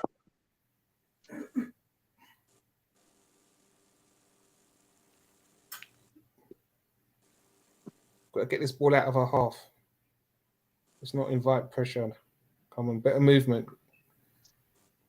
Well done, Jorginho. Well done, Xhaka. He gets it out. Go on, Eddie. Yes, ref. Come on, do something. Yes, Saka. Send it.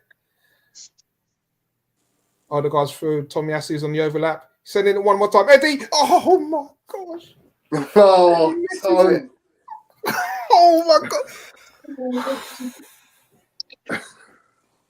I love your commentary, Tony. Yeah, I do as well. Guys, you're gonna see it, man.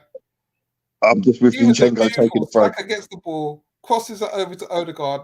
3 touches, Odegaard sends in Tomiyasu. Eddie holds his hands up, and he couldn't get his toenail on the ball. Open goal, couldn't get his toenail on the ball. Look, Eddie's batting well against Akanji there. Yeah, I'm watching it now. There goes Tommy. You know what, Tony? He went with the wrong freaking leg. Why is he not going at that with his left leg? Why is he not going at that with his left leg? But look at the football to get the ball across the It was pitch. brilliant football, but he's got to go with that with his left leg. It's coming across him. Yeah. Go with the leg that's furthest away from the ball. It's going to give you And that you know split Arteta's- second more time. You I know, think he would have been Arteta's told offside. them to play the ball quickly. I think he would have been offside. All game, that's what we've been doing. Look, left Playing the leg, ball quickly. left leg. I would have gone with both. You know that. You know, it's one of them. You put anything on the ball, it's in the back of the net. Go with both and score with your knee. Yeah, but you know, it's hard to dive with both feet, isn't it? It's hard to dive with both feet. Anything on the ball, you get it's a goal.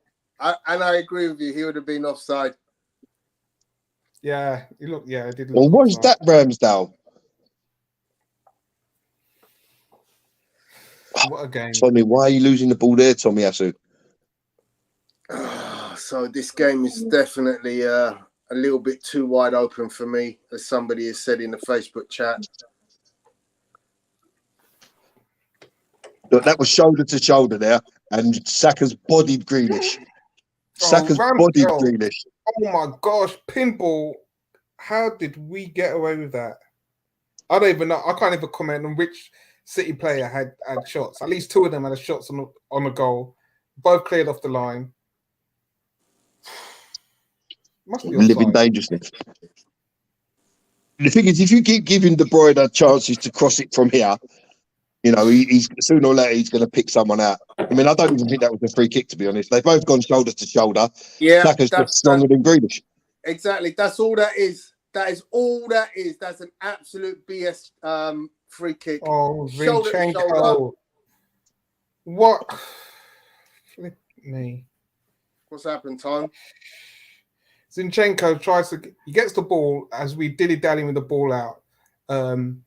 He cuts inside and he almost tries to do a back heel to Gabriel, but misses the ball. Man City gather. Haaland had a chance to have a shot. No, they was all offside. Ramsdale comes in and saves. They was all offside. Why is it not a free kick? When the free kick come in, they was all offside.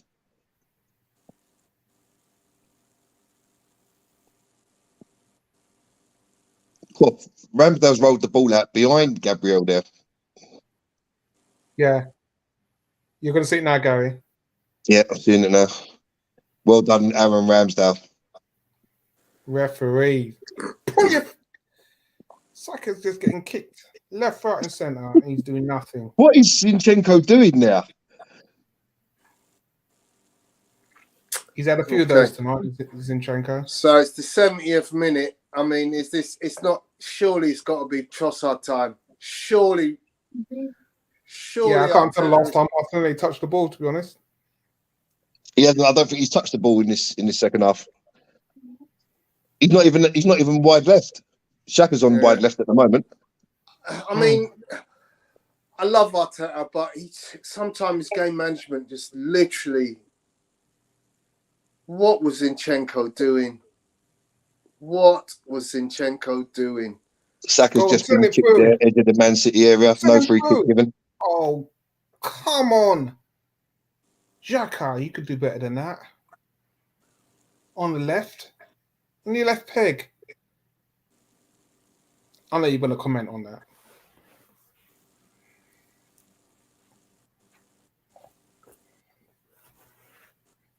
These things happen.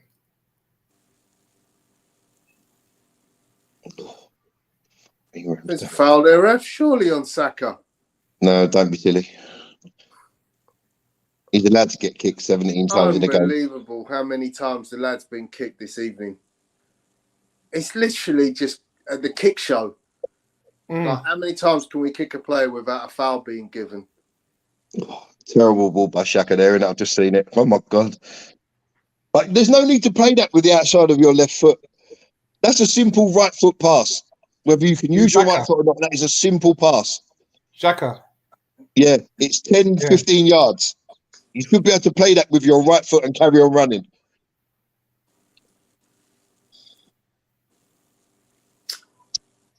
Oh, Gabriel. Oh, my gosh. Vinci, I don't like your reactions, man. Oh, goal. Gabriel gives the ball away. Grealish scores. Make that substitution now, man. Bring off Martinelli, man, because, boy. See, we're just the masters of our own downfall again, man. It's freaking sickening. Gabriel, no need to do that. You have the man. Just pass. Play the way you're playing. You're facing. Oh! Fiona, I'm right there with you. I've got Dion next to me. I can't cuss bad word. I'm there on the stream. Can't cuss two bad word. Foolishness.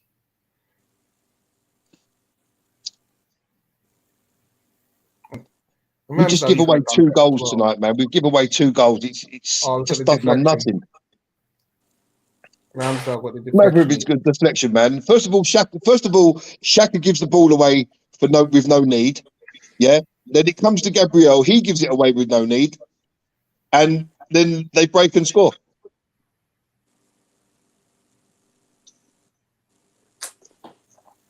Open madness, man. A foolishness.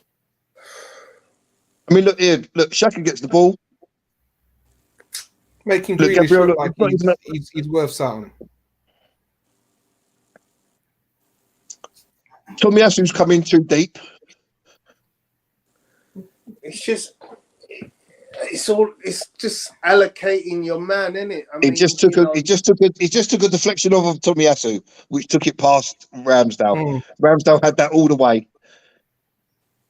But you can't give the ball away in them positions.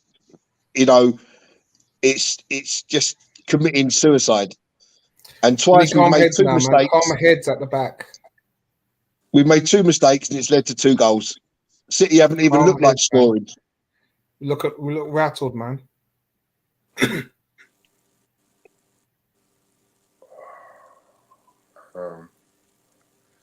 Martinelli, you're not in the game. Odegaard hasn't really been in the game either. No.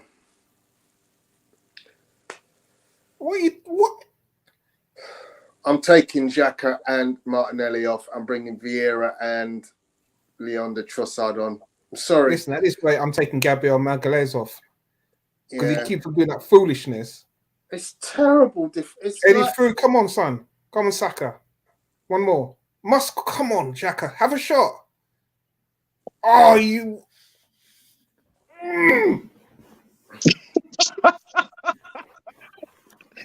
The one player we want in front of the 18-yard box, Xhaka on his left foot, he fakes and then gets intercepted inside the box. On his left foot, he can strike. Foolishness. I just can't. You would never do that in training. Trossard's coming on. Foolishness, man. Martinelli's off. Real Magalhaes.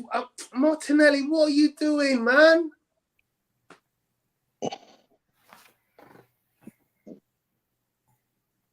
This guy wants to be substituted, man. I'm convinced.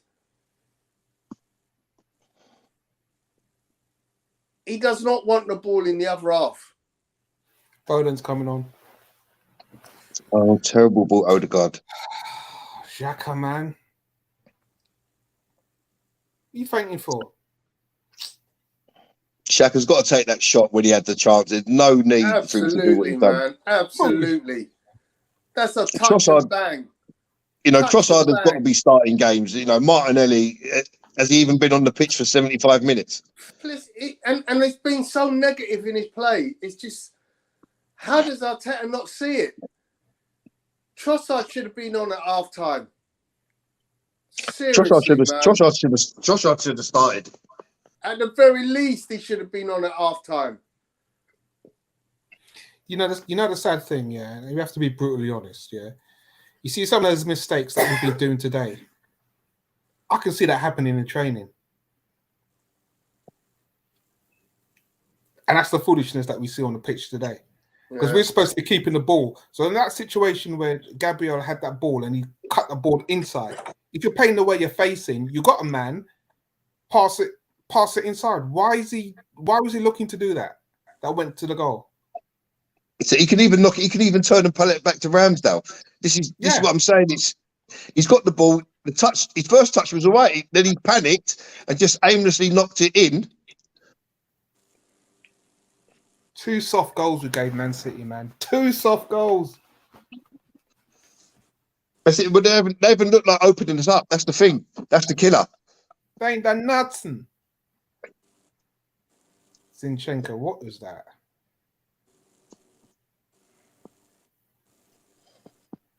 Phil Foden looks like such a Manchester brat, doesn't he? Well, he's in midfield.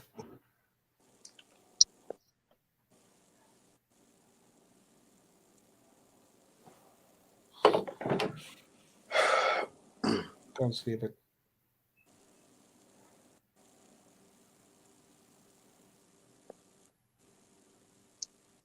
Come on, get up the field. Zinchenko, stop slowing it down. I swear some of them mans, they slow the ball down because they're tired and they don't want to run up.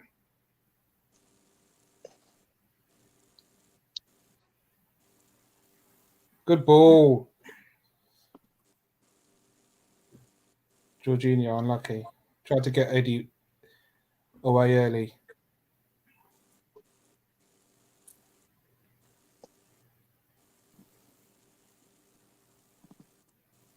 Go on, Tomiyasu. Manners in Foden. Manners in him.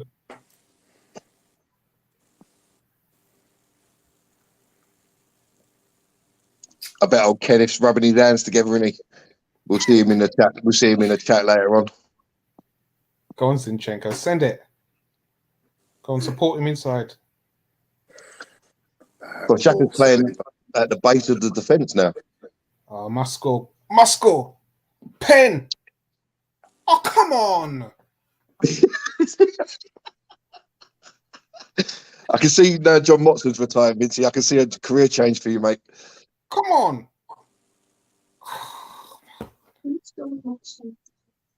Legendary football commentator. Yeah, I played for his Sunday league team. I made his last coat, bro.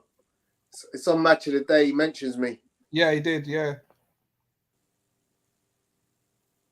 Oh my word! Oh. You're gonna see it now, Gary. You see what I'm talking about? Oh, Gary's frozen. A few seconds, it will come to me. What's happened? You froze for a second, Gal. My stream's just frozen when Zinchenko played it through for looks like Trossard. This must be where you see must be a goal. Yeah. I don't know what's going on with my internet tonight. Send it. It's poo. Come on.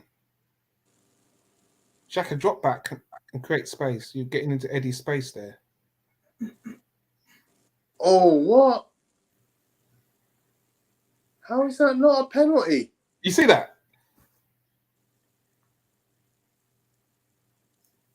Go on, Eddie. Unlucky. That's a clumsy challenge, ref. You see how high his foot is? Of course he's going to come out of that. You do that even in Sunday League, and they're giving a yellow card. That's a You can't put a joke. foot like Oh, mate. Oh, Gary's frozen again.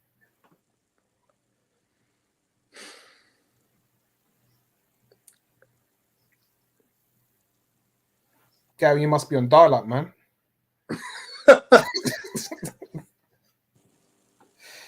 Remember them days, man? You used to yeah. go to Dixon's for your internet on a disc. Remember I used to hear the router? Yeah.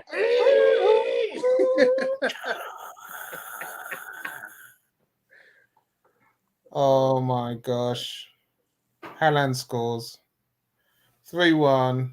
De Bruyne assist. Oh, the wheels are falling off. De Bruyne assist. And man was in the chat today was saying that how De Bruyne isn't playing how he used to.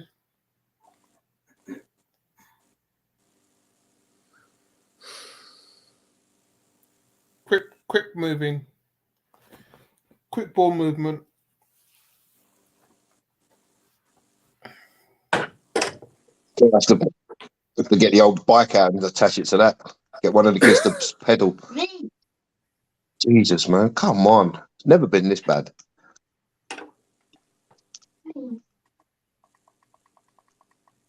I don't know what. All I got is a Gabriel black you were screen. doing. My whole Gabriel, I don't know what you were internet's doing. gone. When you see this goal, yeah, what was Gabriel doing? Well, they scored. They scored again. Yeah, it's 3-1. Yeah. It's a good move. It's a good move.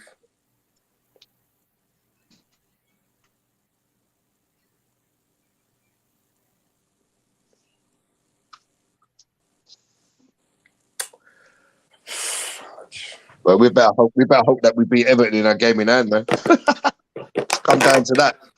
8-point lead gone, evaporated. Yes. Odegaard. Come on. He had a shot. Deflected. Got another shot. Again. Was it 3-2? No. Odegaard's shot gets blocked. Send it, Trossard. Got a shot. 3-1. You said it was 3-2. Why are we trying to walk the ball in? Cross the backside ball, man.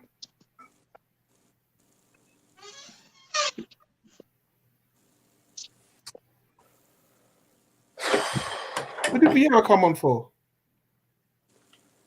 Was it Martinelli? No. Must be Xhaka, maybe. Tomiyasu and The fact that Vieira are off. Sorry, Tomiyasu and Xhaka are off. And Ben White and Vieira are on.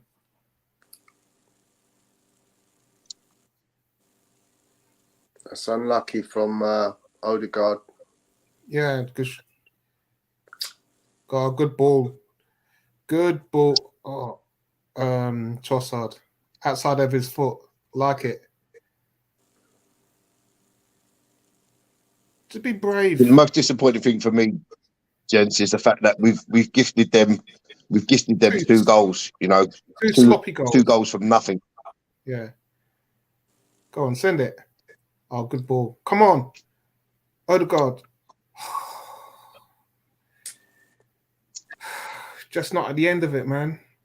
What kind of... You know what? Haaland just do some stupid FIFA skill to keep that ball in control. Ridiculous. You can't be that tall and have that skill, man. That's just sick. It's unfair. Vieira's not the guy, man. I don't see what Vieira's not the guy. Oh, Odegaard hasn't been in the game at all. That's a terrible cross. Look.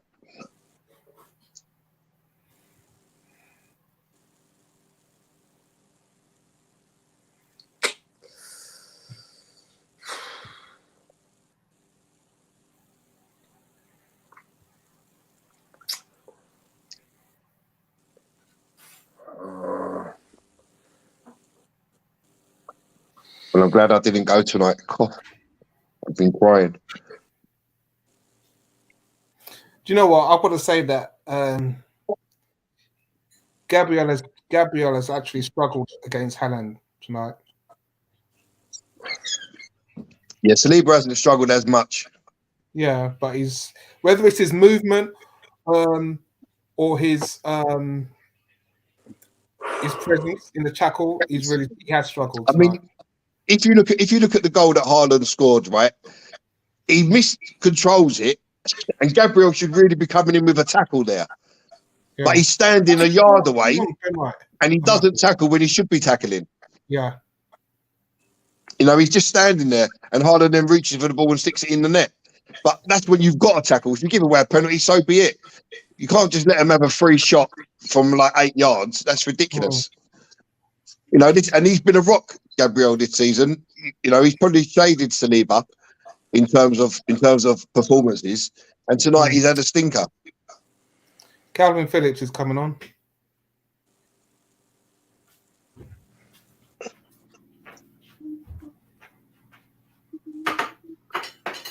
You know, Arsenal have got this one style of play now, and it doesn't change.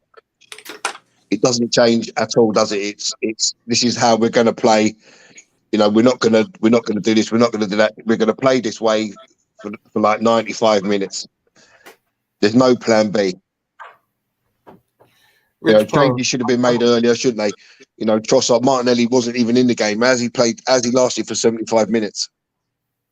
Rich Pro, I can't really comment on my client today because, man, all I know is just sweat out the shirt and Saka's had a quiet second half.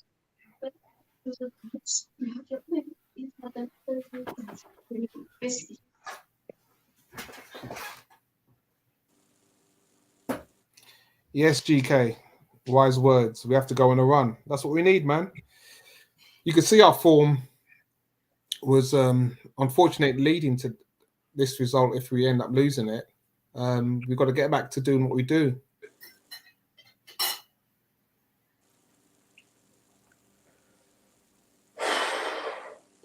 Right now, I'm just thinking about that Eddie chant in that first half, man.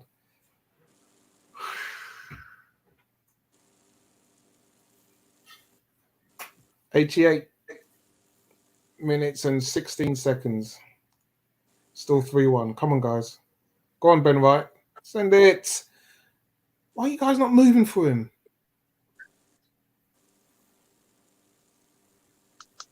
Got to do better than this, Arsenal. Lateral football. Get the backside ball in the box, man.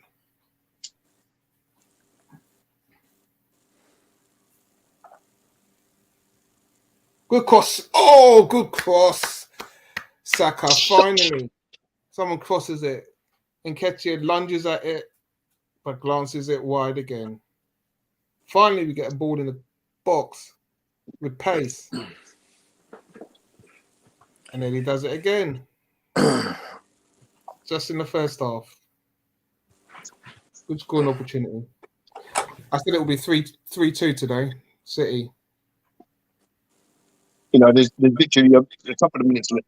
There's literally a couple of minutes left, and we're not even trying to change our way of play. Well, we've had a few bottles thrown at De Bruyne on his way off the pitch. Don't like to see that. Yeah, we don't need to be resorting to stuff like that, man. That's just ridiculous. We'll save that for that mob down the road. Yeah. He's a class enough player. Yep, Stan, he's missed it. He's had 2.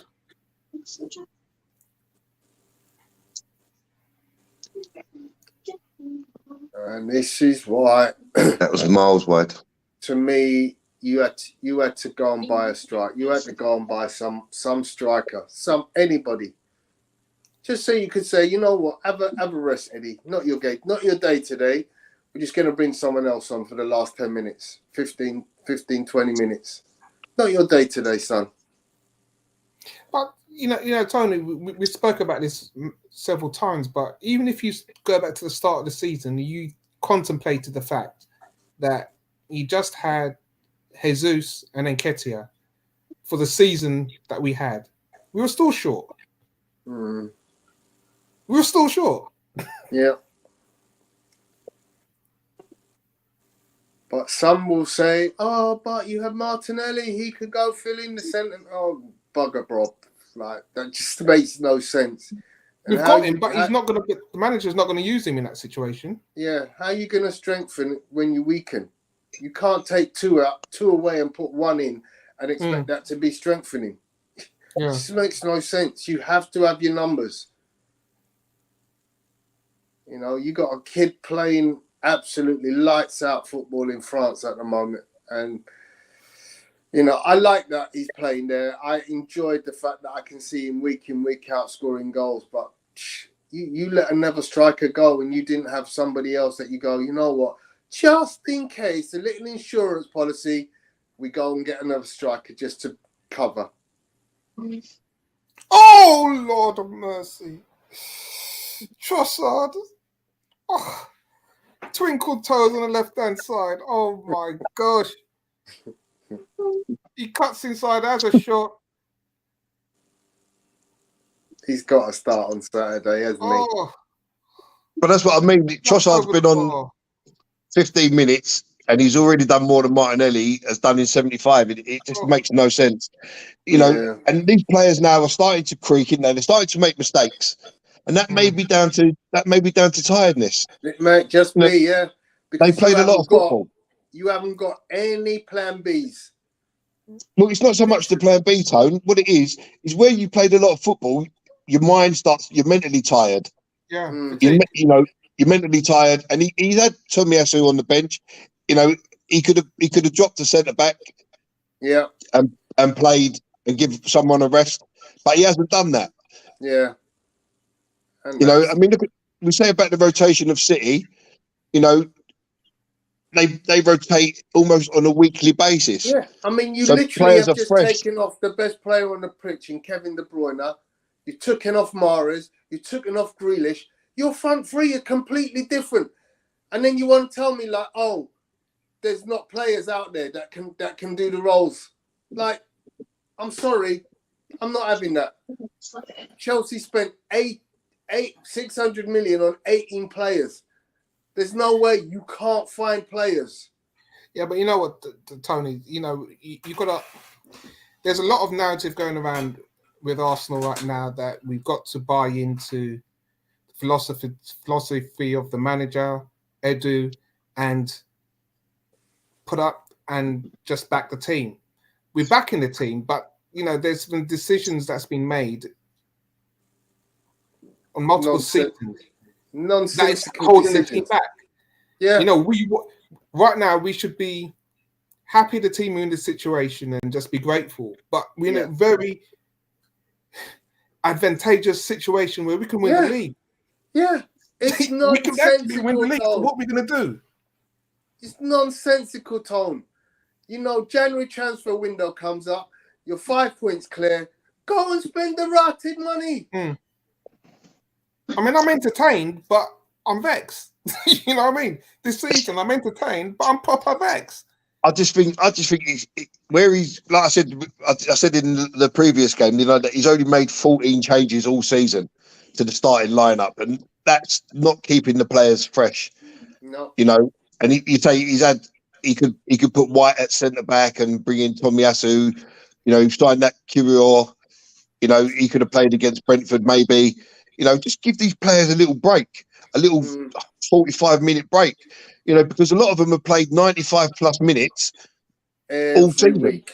Every week. Look at Eddie. Eddie hasn't stopped because he's had no backup once Jesus was injured. Every week, 95, 98 minutes. 3-1. It wasn't a 3-1 game. It wasn't nowhere near being a 3-1 game. Odegaard looked shot. Odegaard hasn't, in the last 3 games, Odegaard has hardly been on the pitch. You wouldn't have even noticed him.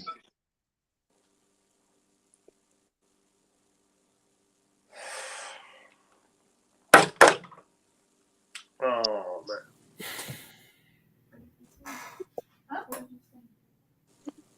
It's disappointing. We was in a strong position. I wouldn't say we fluffed it. There's still football to be played. City are not the force that they were. We've given 2 stupid goals tonight, and you can't do that at this level.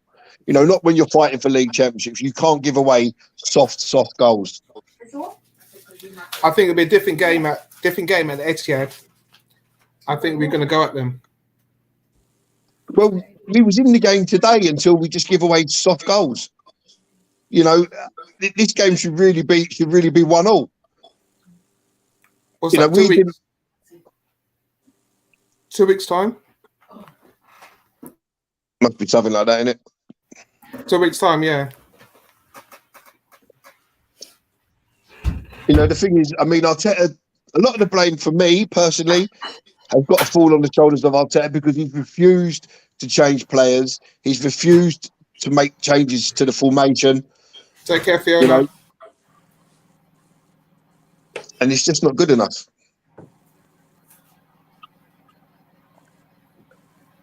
Yeah, it's poor. You're right, Stan. That's reality.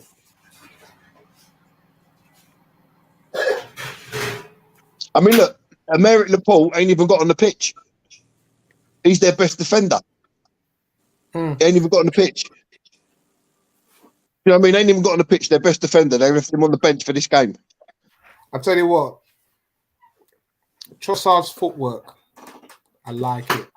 Yeah. I like when he receives the ball, everything's positive about. Yeah, and what the hell can it be that everybody can see?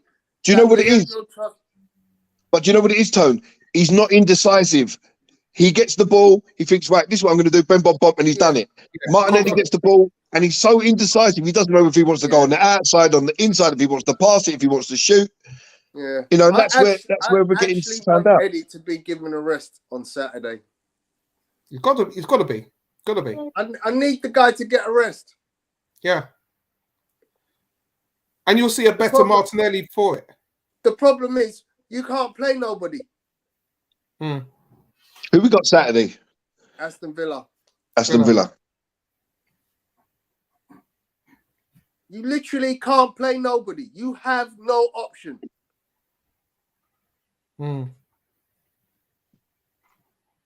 Jorginho, I'm quite happy with Jorginho though. Today, I think he done all right. I was happy with Jorginho's performance today. Everyone was worried about Partey. My man of the match. He didn't have a bad game, but I just think there's more control in the midfield when you got Partey. I like Jorginho what he did today, but when Partey's in the game, you got more control. He's more dynamic with his passing. Jorginho did nothing wrong today. Can't take it away from him. We've still got to look at the fact here that 2 of their goals have come from our players' mistakes on the edge of our own box. Absolutely. Take them away, and that's a 1-1. That's a 1-1 finish. We didn't look like scoring, and they've scored 1 goal that they've made themselves and 2 that we give them. Yeah, we don't deserve to win that game because quite simply we ain't created enough. No way. We ain't created enough.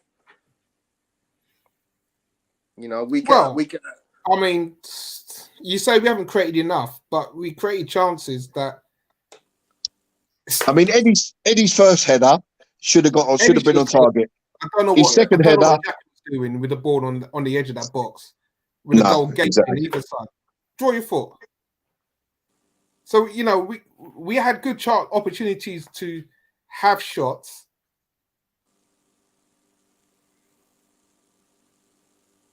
Both Eddie's headers. You could have said. Well, no, the second one was a hard header because it was a little bit behind him and he's reached to head it. But the first one, it should have been on target no matter what. You've got to say that.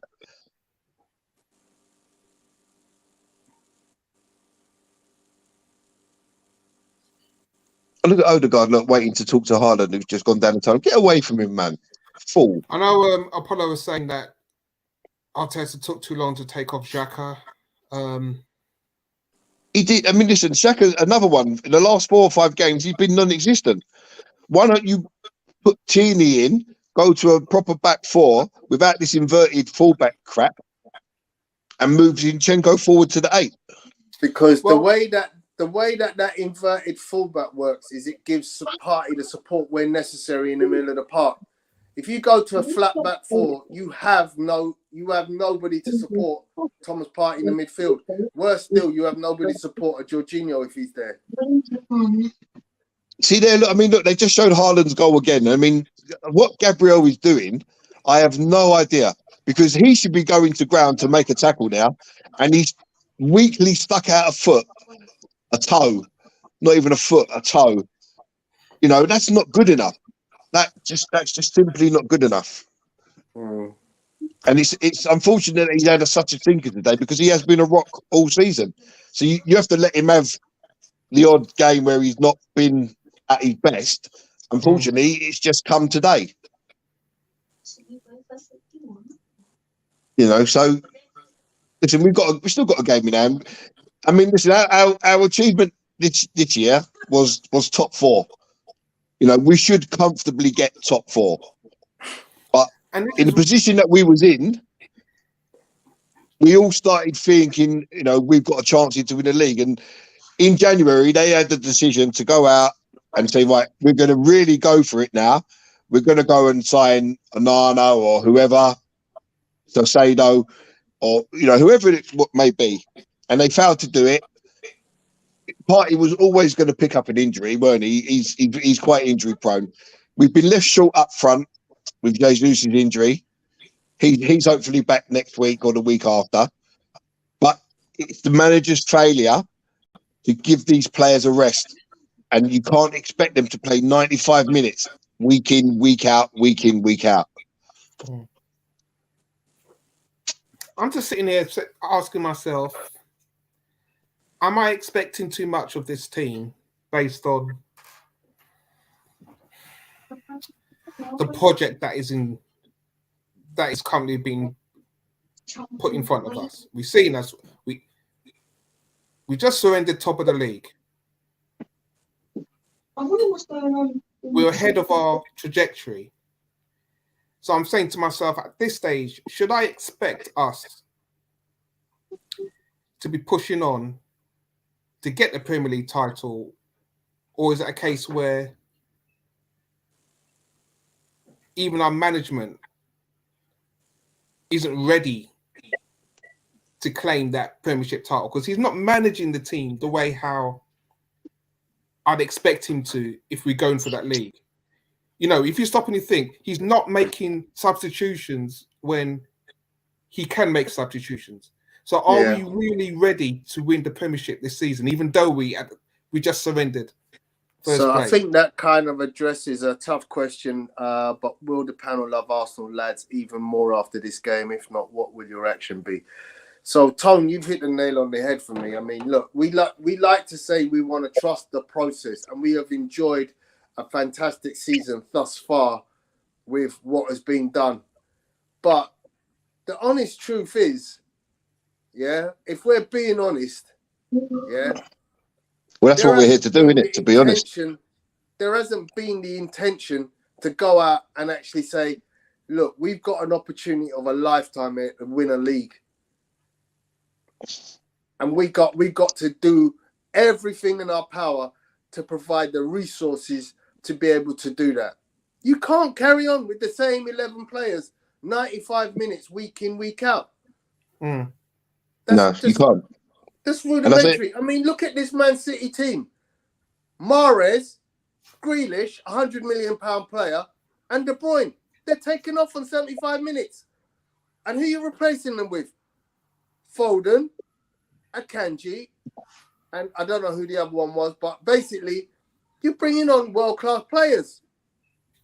Yeah, but Tony, if you went out and bought Trossard in the January transfer window for a purpose, so if Martinelli's off form, he's my client, I love him, yeah, but if he's really off form, what is your hesitation to... Exactly, it makes no sense. It makes zero sense. These are the things that frustrate me. Yeah, it makes no sense, Tone. And And that's where the process falls over, when the process doesn't process. Because you have to process. The act of process is to do something proactively. Are we putting this down? Access. Are we putting this down to Arteta and the fact that his stubbornness in playing these same players week in, week out, even though he has, like, there was a point where he didn't have the people to change because Tomiyasu was injured, Jesus was injured, Nelson was injured, but there was changes he could have made in the last couple of weeks to freshen it up, and he's failed to do that. Yeah. Martinelli has been off form for 3 or 4 games. Xhaka, 4 or 5 games. Yeah. You know, we saw Gabriel today make mistakes that he hasn't made all season. Are we putting it down to mental tiredness and physical tiredness? You know, your brain gets a little bit slower when it's fatigued because you're concentrating so hard week in, week out. To be honest, You know, I'm not going to beat up Arteta too much I'm not today. sorry. I'm not sorry, Vinci. I'm not saying about, you know, beating him up. I'm just saying that we're here to be honest. You know, we'll give our opinions as we see it.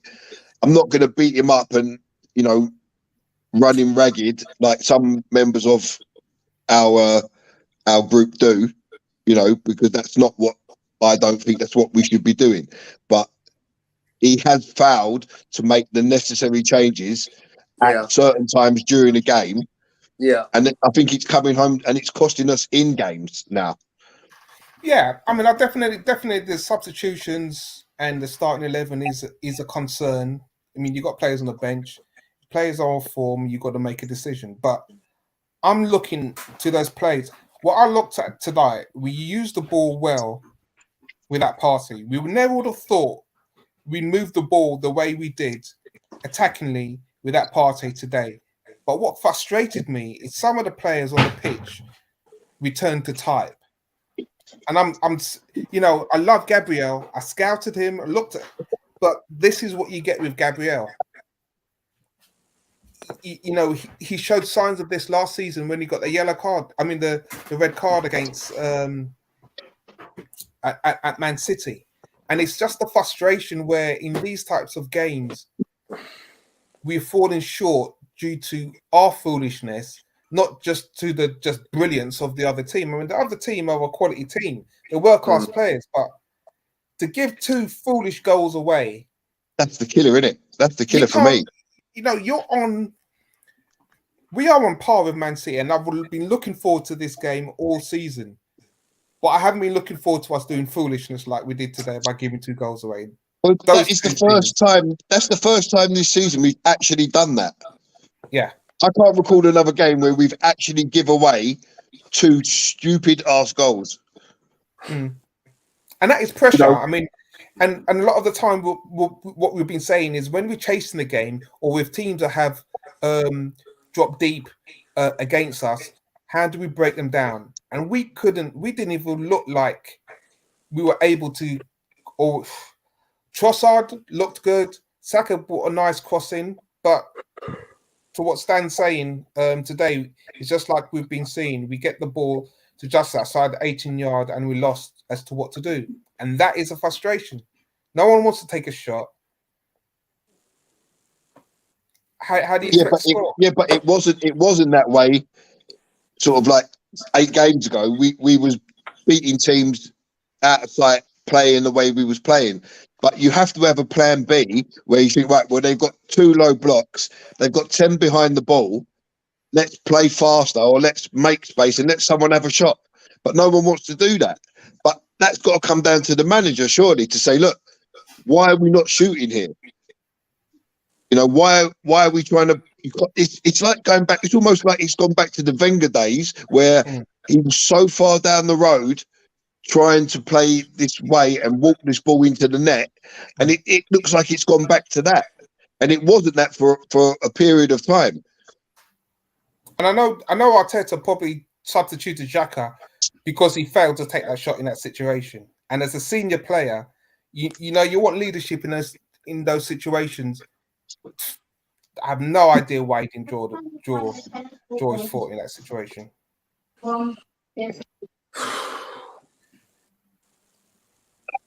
Yeah, and it's a frustration, man. You know what City are going to do if they're ahead. Yeah, very disappointing. They're going to drop. Very disappointing. Drop behind the ball. If they're behind, they're going to come at you, and it's how we respond. And yeah, City is bigger, stronger, more technical, better team, better squad. You've run out of track. You've hit the buffers, and you just haven't got something to push through now. So, you know, this team needs a change now. To me, this team needs a change. You know, I look at yeah, I think Man City in terms of what they can do against when they Villa. change. There's got to be some changes made. Yeah, I mean, I look at them and I just go, well, you know, they've got options aplenty. And so the Villa game, is it away? Yeah. Against Unai Emery. Yeah. Not going to be easy. But you expect to win, Tom. But we expect to win. You're right. You're right. You expect to win. Not going to be easy, but listen, if you want to win leagues and you want to finish in the top 4, those are the games that you have to go and win. You've got to win. Simple. You've got to be taking the wins there. You know, look, I'm not surprised at Brentford. I'm even not surprised today. They're two good teams. I was surprised at Everton, definitely. But you know what? It's a hoodoo game. It's a hoodoo ground. You know. So which performance? I mean, City this season are fallible, aren't they? Or the performance against Brentford, or Everton even tonight's performance. Everton was atrocious. Brentford, we was unlucky. Yeah, we got robbed by VAR on that Brentford game. But they had good chances in that Brentford game. But they're a good team, bro. They've won 10. They've not lost in 11 games. They're a good team. That was and they played well against us. They've played well against us since they've come up. Yeah. But listen, we took 4 points out of them. Yeah, I'm happy with that. Yeah. So if you said to me at the start of the season, you're going to play Brentford home and away, what's your expectation? I'll take 4 points. Yeah. I don't expect to lose to Everton, but actually, history dictates we lose to Everton. Yeah. Man City, at the start of the season, you're thinking to yourself, well, they're the league champions, bro. I don't expect to win against them. I'll take a draw and a draw. I'll take a loss and a draw. But the games that I don't expect to lose to are Aston Villa. Yeah. Everton at home, 3 points. That's our game in hand. Everton at home. That's our game in hand. It has to be 3 points. Villa away, 3 points. Yeah. What's your thoughts on Odegaard tonight? Non-existent. Pretty much not strong enough in that role as captain today. Gary, what's your thoughts? Is he he's frozen? Guys in the chat, what's your thoughts on Odegaard today? How do you feel he played? 1 goal from open play in the last 4 games. We need on goal, man. On goal needs to run out. we need another striker, bro. You know, Gabriel Jesus cannot come back fast enough for me.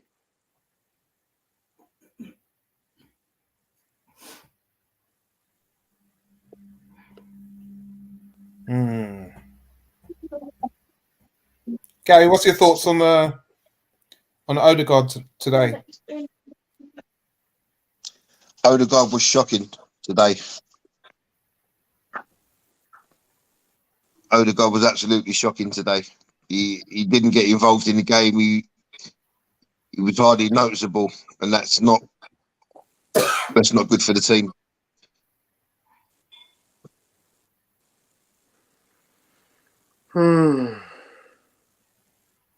So I mean, City won 3-1, but and Tony, you said that we didn't do enough to win the game. I don't think No, City we done didn't. enough to win the game. I don't think City They done did enough to more win than the enough, game. bro. They scored 3 open, clear goals. Yeah, They but scored 3 that goals. we've give them two of their goals come They're from still our open mistakes. goals, bro. City They're didn't still. make the mistakes that we made in the You game. cannot. That You game, if that look. game would have finished 1-1, if that game would have finished 1-1, I don't think either team would have had any complaints. Mm, That's how I see it. Yes, we've lost 3-1. I think we're fortunate when you consider that, Haaland was offside. That could have been a penalty. yeah. So, So Richard Stewart, you've joined us. How are you today, Richard? The Reason Boss here, Richard Stevens. Full respect. I am well. pick up Given, yourself. yeah, man. Full respect to the panel, man. Arsenal 101, a really respectful channel. I've got Thanks to for say, joining us. hey, you're more than welcome, man. Thanks for having me along, man. I'm hailing up Stan the man, Stan Kroenke out there. Yeah, man. Yeah, man. Listen, Arsenal fans are amongst the most sober-minded. I'm listening to you, gents, and I've got to say, full respect. We are the 12th man. How how proud are you of where Arsenal have come from, considering we kicked off last season? Was it really last season? Brentford 2-0, 3 games played, rock bottom. We have come a long way. Vincey, you mentioned Arsenal may be well ahead of the curve in terms of the project. Can we just big up the Arsenal squad and have a little bit of an empathetic ear to the Arsenal project as we see it? Remember, bigger teams like the wonderful Liverpool team who have been knocking on the door, challenging Manchester City, they've been taken down. Is it any real shame if we are trying to go toe-to-toe and come off second best against a Manchester City team led by Pep Guardiola with a stellar footballing cast? Speak! Now, trust me, there's no. It's well I said, said this Richard. is the Well one said. game for me all season I've been looking forward, because I believe that we can go toe to toe with them, and that's what I said. Looking at the football that we played today, the ball movement, I've been crying out for this. I know some people are saying the game's open, but it's open and we were still in it. As you said, last season we were struggling, but we're still in it against Man City. It's just frustrating, the individual errors that lead to a game where they're walking away 3-1. But we've just said, Yeah, did that's they do enough to win how I see it. 3-1? They took their chances. They scored. But we were in the game. And that's all I ask, because that shows the progression and how far we've come, how much I believe in these kids, how much Arteta believes in the kids believe in themselves, and they're going out and putting in a performance. I'm not at the game. I know Apollo will come in later on and say that, the atmosphere in the stadium was just rocking. But I know the one game that I did go to this season, Aston Villa, I was like, there's a different vibe. There's a different vibe at the Emirates, and I'm loving it. So, big up to the fans, big up to the players, big up to Arteta. And we've just got to console ourselves. We're in the moment, we're doing the aftermath of a great 90 minutes where we were toe to toe with the reigning champions. And yes, it does hurt. We lose a game, but when we sit down and assess the situation, we're ahead of the curve. We're properly ahead of the curve. We just got to play catch up in that regard. Yeah, so I want to address a point by Atta Atigba. Thanks for your comment, Atta. In terms of Eddie Nketiah, he's by no ways average, bro. He's by no ways average. The kid is phenomenal. He's got great ability. He is a very good scorer of goals. He's just hit a point where, look, nobody was complaining people were complaining, but it wasn't the same when Gabriel Jesus went on an 11 game non-goal scoring drought. Now, I know Gabriel Jesus is a better footballer than Eddie Nketiah, but Nketiah, to me, has proved himself capable as a striker this season. Nketiah is a better goal scorer than He's Jesus. played in the Premier Jesus is a League better footballer. and he scored goals where I've had to go take my hat off. There's no way that anyone can turn to me and say Eddie Nketiah is not a good enough striker to play for Arsenal. Now, I would have to take. I may have to take a little umbrage and a point of order. Before you go ahead. Before you do that, Richard, yeah, what I will say is he may be a little bit one-dimensional. Yeah, but that dimension he has is a very good one. Yeah, and let's look at other players and their abilities in terms of dimension. Haaland does nothing all game. He doesn't run past players. He doesn't do overhead kicks. He doesn't do anything in a game. He's touches per game. Yeah, he's not this big hold-up guy that you go, wow, look at this guy's hold-up game. He's out of the game for very often. Yeah, season long. 26 goals this season he scored. But his hold-up game is not all that. He's very often not in a game. But then he'll score 3 goals. Boom, boom, boom, boom. Because they create opportunities at Man City and he's a finisher. He's a killer in front of the box. Yeah. Eddie Nketiah doesn't have that. He doesn't have 3 players behind him who are just going to go, you stand in that area, we'll find you. Now, it did happen that way for a fair period. But now, all of a sudden, the supply line has dried up. The 3 players behind him, Odegaard, Saka, and particularly Martinelli, have stopped supplying the ball that he needs to do what he does best. Over to you, Richard. You're a sober brother, Tony. You're a sober brother. Everything you've just said, I've got to say full respect. You've said much of what I wanted to interject with. I've got 3 strikers that have just come to mind. Anthony Gordon. So Anthony Gordon, former Everton striker, now at Newcastle. We've got the likes of Danny Ings. We've got the West Ham. We've got the likes of Dominic Calvert-Lewin at Everton. These are strikers. These are strikers whose stock in trade is to score goals. That's their modus operandi. That's what makes them. Anthony Gordon, are you sure? Well, this is I love you guys, man. This is exactly the point. Someone like Gordon, he became redundant. He became a player that the Everton fans, with all due respect, would be happy to have had sold on for exorbitant amounts of money because he was not producing the cutting edge goals that he was allegedly meant to be all about. Now, Eddie, he's had a stellar start when he's been given the opportunity in place of Gabriel Jesus. The thing that's a problem, because I've not seen the game tonight, I've just heard the commentary from your good selves. I want to know how guilt-edged these opportunities were this evening. I want to know, is Eddie potentially tired as a result of playing regularly? Remember, he's not been playing, season upon season, and he really wanted the chance. He took the chance. He was scoring goals. The moment he starts to not score goals, as I said, I've got Martinelli, I've got Nketiah and Gabriel Magalhaes in my fantasy football league. The moment that Eddie is not scoring, he starts to become potentially excess luggage. Gabriel Jesus, who we've come to appreciate, is not the quintessential goal scorer. He wasn't for Brazil.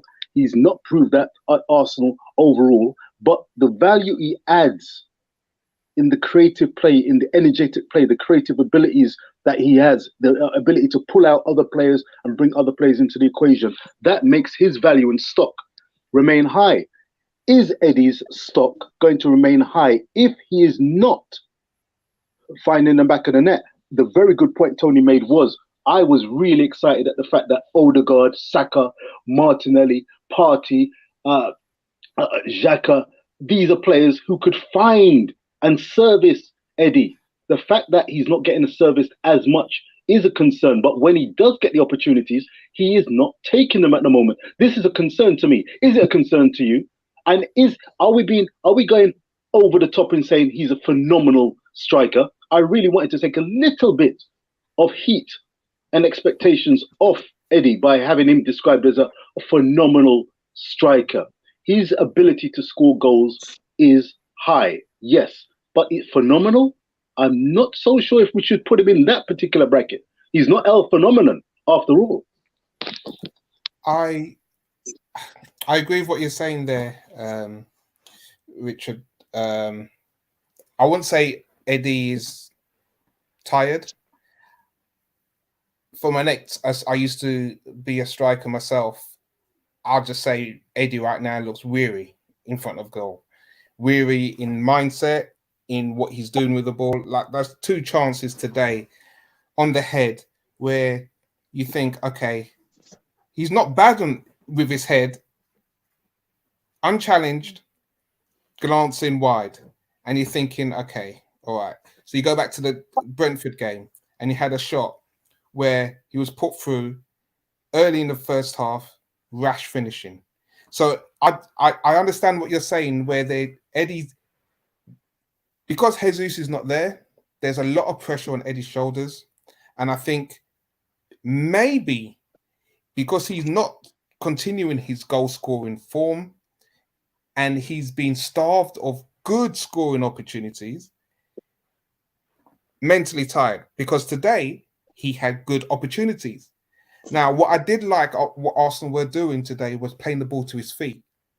Too often we were playing the ball for him to run on, the run behind. Today he was playing that old-fashioned centre forward role where the ball's played to his feet, where he's holding the defender up and getting free kicks and laying the ball off. That's how Eddie likes to play. Touch, move. But I do think that Arteta's got to think about how he brings Eddie in and out, because he did look tired in front of goal. Them opportunities, those are good. Those are, for me, as a striker, those were good opportunities today, even on his head. Good opportunities. He didn't trouble the goalkeeper. Unchallenged. I know it happens, but, you know, the other end, you got a world-class striker. Yes, Haaland, he's great in the air and he's great with his feet. And he was a nuisance. So, you know, I still believe Eddie's going to do things for us this season. We've just got to give him better opportunities to score, better chances, and he's got to take them. He's got to take them when they come. Going on to what you just said there, Vincey, about Haaland, in the second half he played predominantly on Gabriel, and Gabriel couldn't handle him. Would you have been inclined as a manager to say to Saliba, he's your man? Yeah, and this is management, because you saw the way how Saliba was playing him. He only did one opportunity where he headed it as opposed to clearing the ball to Saliba. But Gabriel just looked... Gabriel's game in that situation with that type of striker is a concern, because he gets ragged. He gets very ragged. He loses it up here. And that's where we lost the game, second half. And if anything, maybe Pep turned around and said to Haaland, you know what, switch sides. Because he wasn't getting that he wasn't getting that type of treatment from Saliba first half. Yeah, he had no joy out of Saliba all game. You know, and unfortunately, Gabriel, when he was found wanting, when in a couple of situations, he should have done a lot better. I mean, for the penalty, like that was overturned, but at some point you just got to let him go, or you feel your shirt pulled first, go down, give the referee a decision to make. You get involved in a battle with someone that's stronger than you, 9 times out of 10 you're going to lose. And also, if you know you've got the pace to get back, because sometimes if someone beats you in the first 2 yards, yeah, you're going to get back at them if you've got that pace to get back. So you don't have to put those challenges and hold them back as a defender. Mm-hmm. That unfortunately is part of Gabriel's game, and it's. I said there'll be a lot of Arsenal fans that. There'll be a lot of Arsenal fans that are looking at it now, and then all the doom and gloom will set in. I mean, I'm just disappointed because we've gifted them 2 goals, and they haven't had to really work to beat us tonight. We've really beaten ourselves. Tomiyasu doesn't have to play that back pass. The ball's not on the ground; it's bouncing high. He's up in the air trying to knock it back. I mean, he can just knock it out for a throw, or he can control the ball and then pass it Gary, normally under control. Even though he made that back pass, and you're saying he didn't need to make it, if Gabriel was on De Bruyne, it wouldn't be a problem. Exactly, yeah. Exactly. And even for the third goal. Allowed him to go through, De Bruyne to run through to that back pass. So that's what I'm saying. It's like, it's just supporting each other as a team. They've done it well all season. Mistakes happens. They lead to goals. I do feel for Tomiyasu because he came in to do a number. And, first goal, he gives it away. But you know what? The team rallied round, got back into the game. And he had a good opportunity, Tomiyasu, with his left foot to have a shot. And, instead of hitting it into the ground, he hit it over. Well, it come off his shin, didn't it? He shinned it. It wasn't 9 yards out, yeah. So, it's one of those games. I asked a question earlier in the chat as to expectations on Arsenal. Hand on heart, right about now, we're not throwing in the towel, far from it. But this Arsenal squad mind, would you expect them to be this season's Premier League champions, or would you expect them to be fighting honestly and genuinely for a Champion League Arsene Wenger style top 4 slot? We need to get perspective and keep the energy levels reasonably high with everything in perspective. Hand on heart, this Arsenal squad, do you really see them topping a Man City, Man United, Liverpool, and so on? Or is it a top 4 team? So can I address that one? Because I think that is an absolutely fantastic question, Richard. Well done for putting that in the group. Mm-hmm. Quite simply, I don't see this as a title-winning team. Yeah? This squad, this whole team is not capable. It doesn't have the legs. Yeah? If we were like not playing European football in the coming months, now it might just work out that we get knocked out in the next round of the Europa League and then all we have left is the league. Yeah? Don't forget, Manchester City have still got to play in the Champions League. And to me, their expectations this year are win the Champions League. We've won the title more than enough years now. We've invested to win the Champions League. Yeah? And if they don't win it this year, they have a major problem. Because look at Chelsea's investment in the summer. Now, Chelsea won't be in the Champions League next year, luckily for them.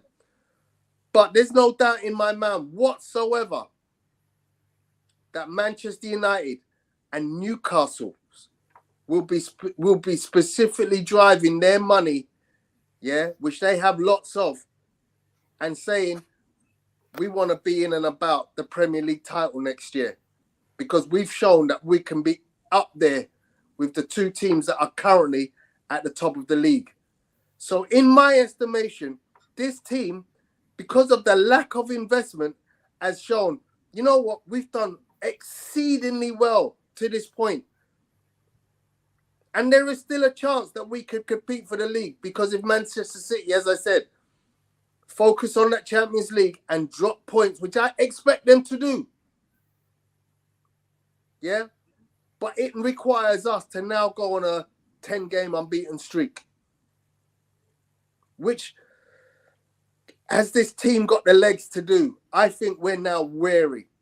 So your point, Richard, is very valid. I think we have unfortunately come to a point in the season where the legs are now like, and the minds, more importantly, are weary, and we don't have sufficient backups to be able to go, okay, you know what? Some of these guys are tired. They need a rest. We need to bring in fresh legs. We just don't have it. We have no plan B for Xhaka. We have no plan B for Partey. We have no plan B for Eddie Nketiah right now. I disagree with you there, Tone. I disagree. Which with, one do with you them comments. disagree with, Gary?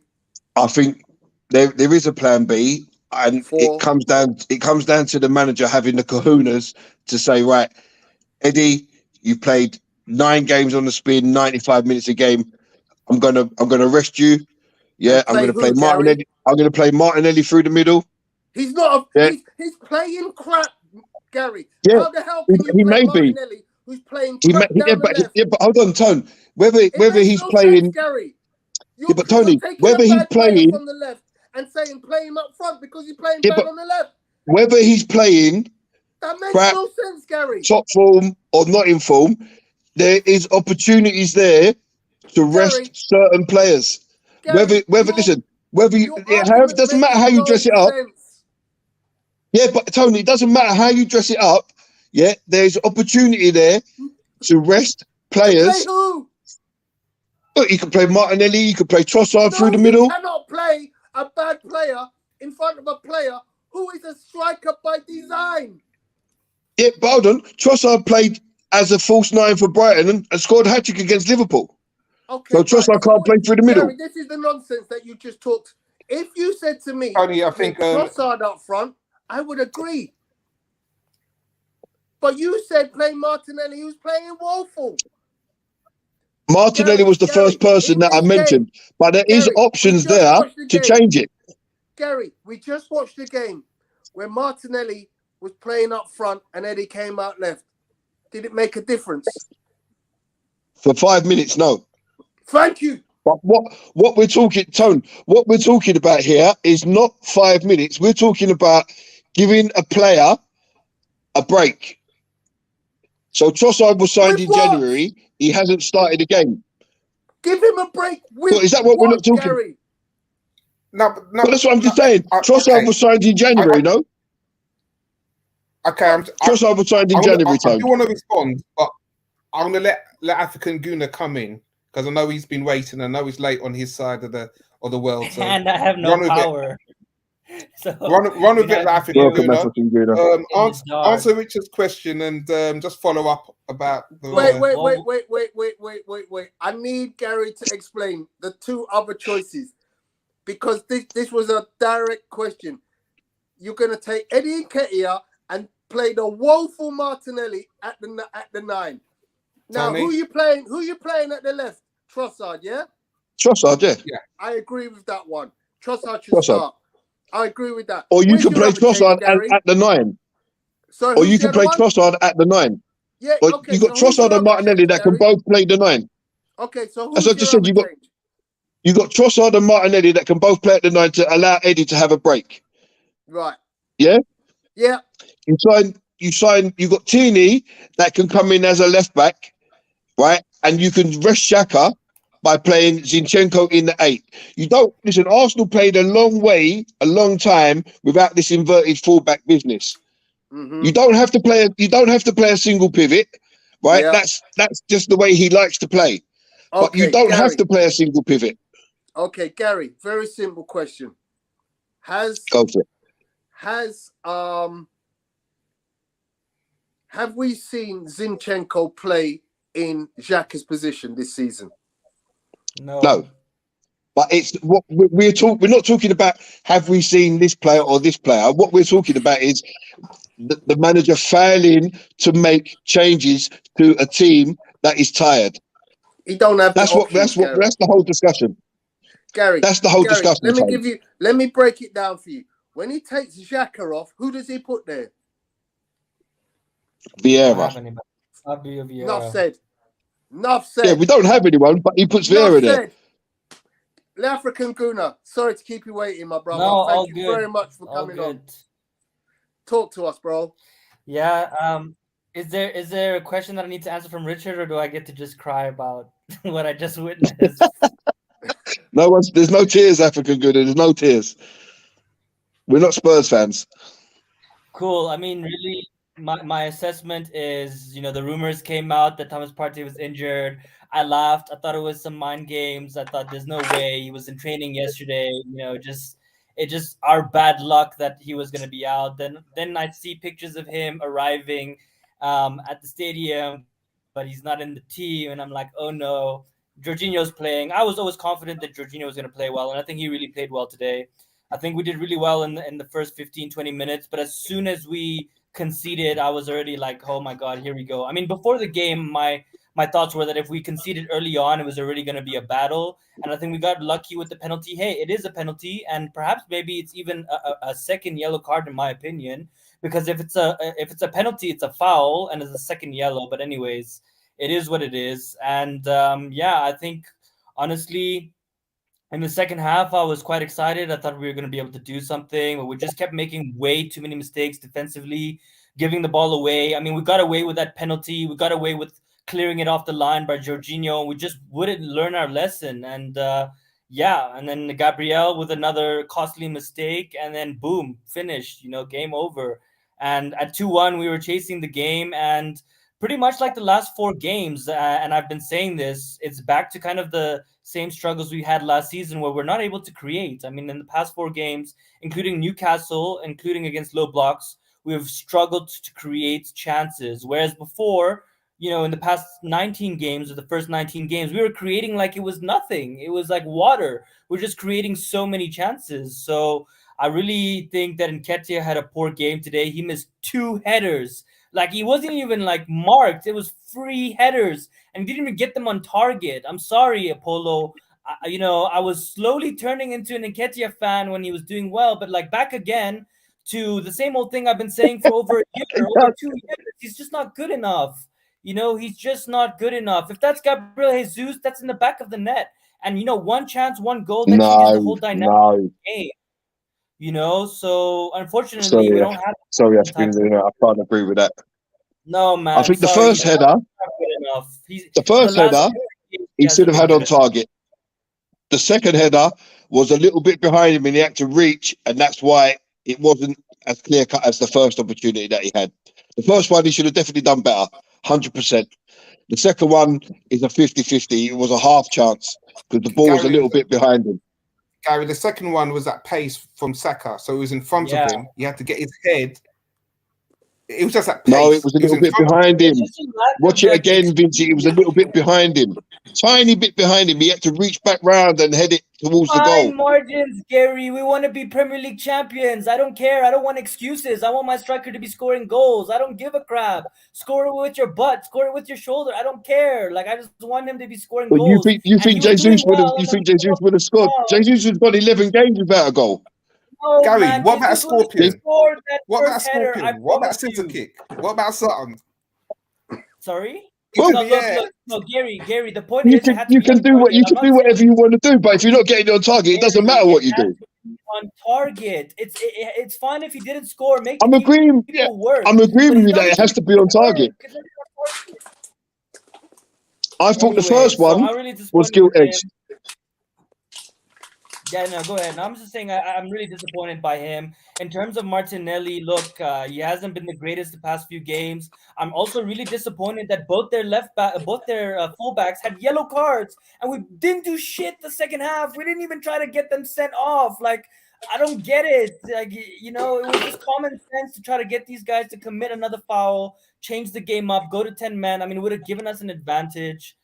Just really, really disappointing. And it goes back now to the conversation that we had, and we discussed about the January transfer window. I'm changing my reflections now, and I'm like, holy crap, we missed a huge opportunity to buy some players, because now we're looking, with our thumbs. I agree.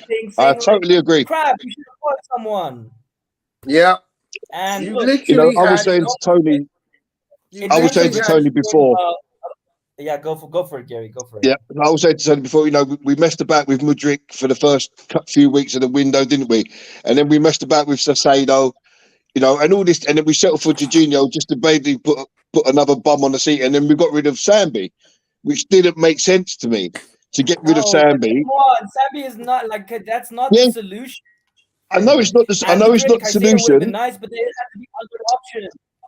Yeah, Other but I'm not. options. That's what I'm saying, African Guna. I'm not saying that Sambi would have been the option, right? But it didn't make sense to bring in Jorginho when he wasn't the player that we required, and then to send Sambi out.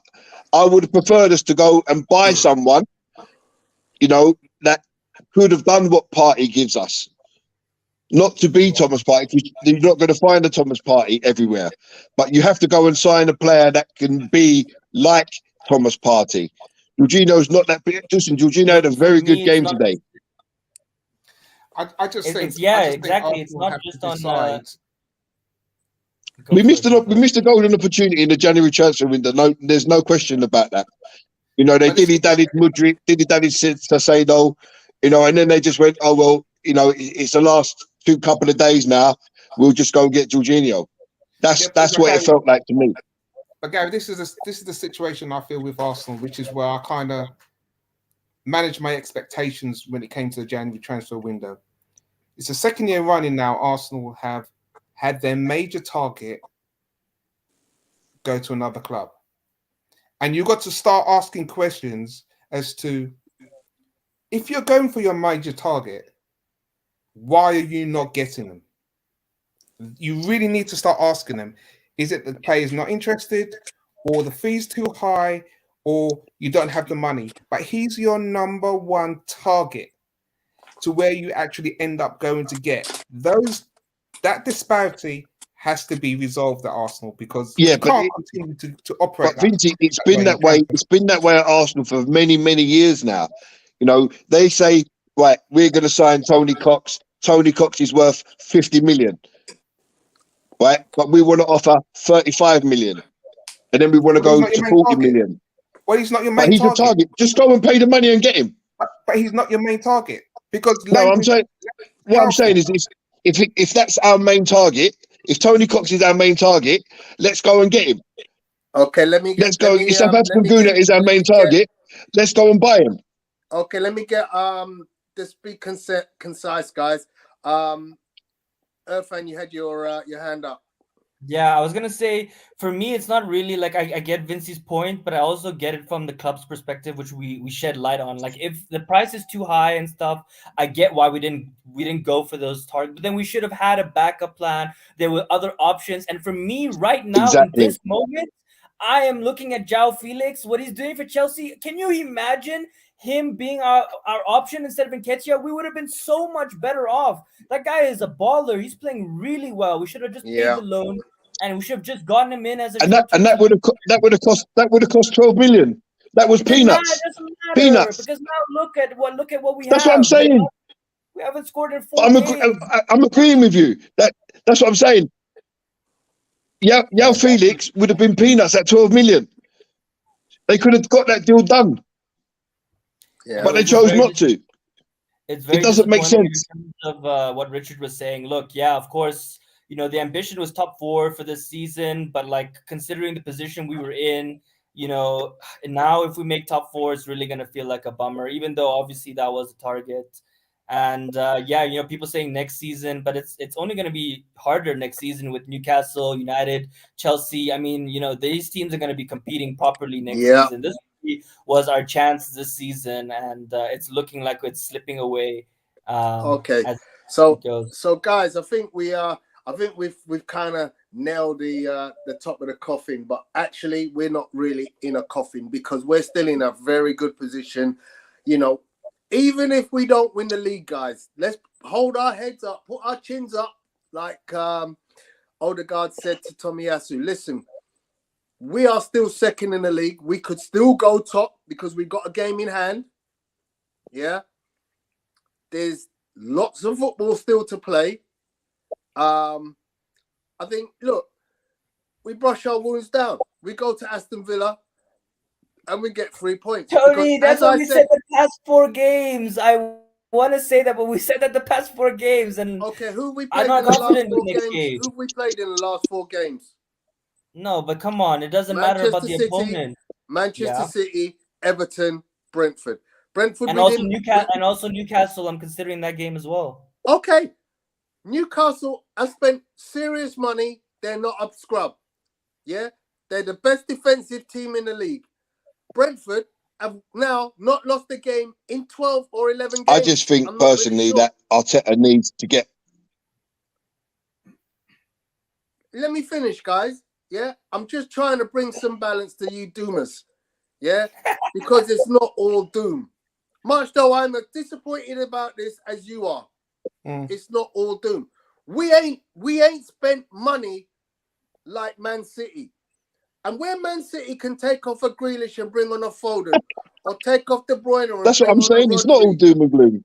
yeah, it's not all doom and gloom. We have failed to capitalize on the opportunity to strengthen the team sufficiently in the areas necessary, and now we're paying the penalty.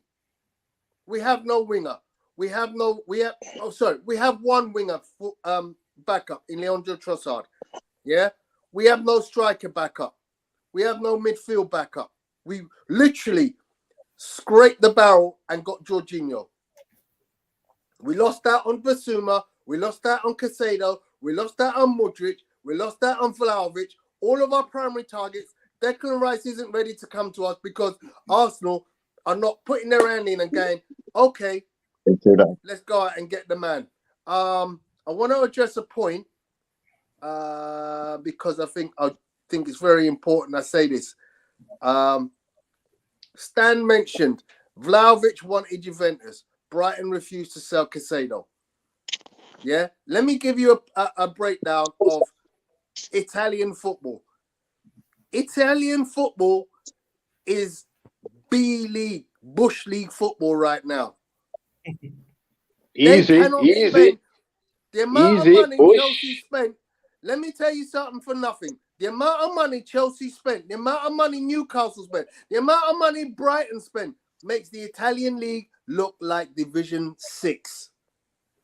They ain't got the money, bro. And when they do find the money, guess what happens?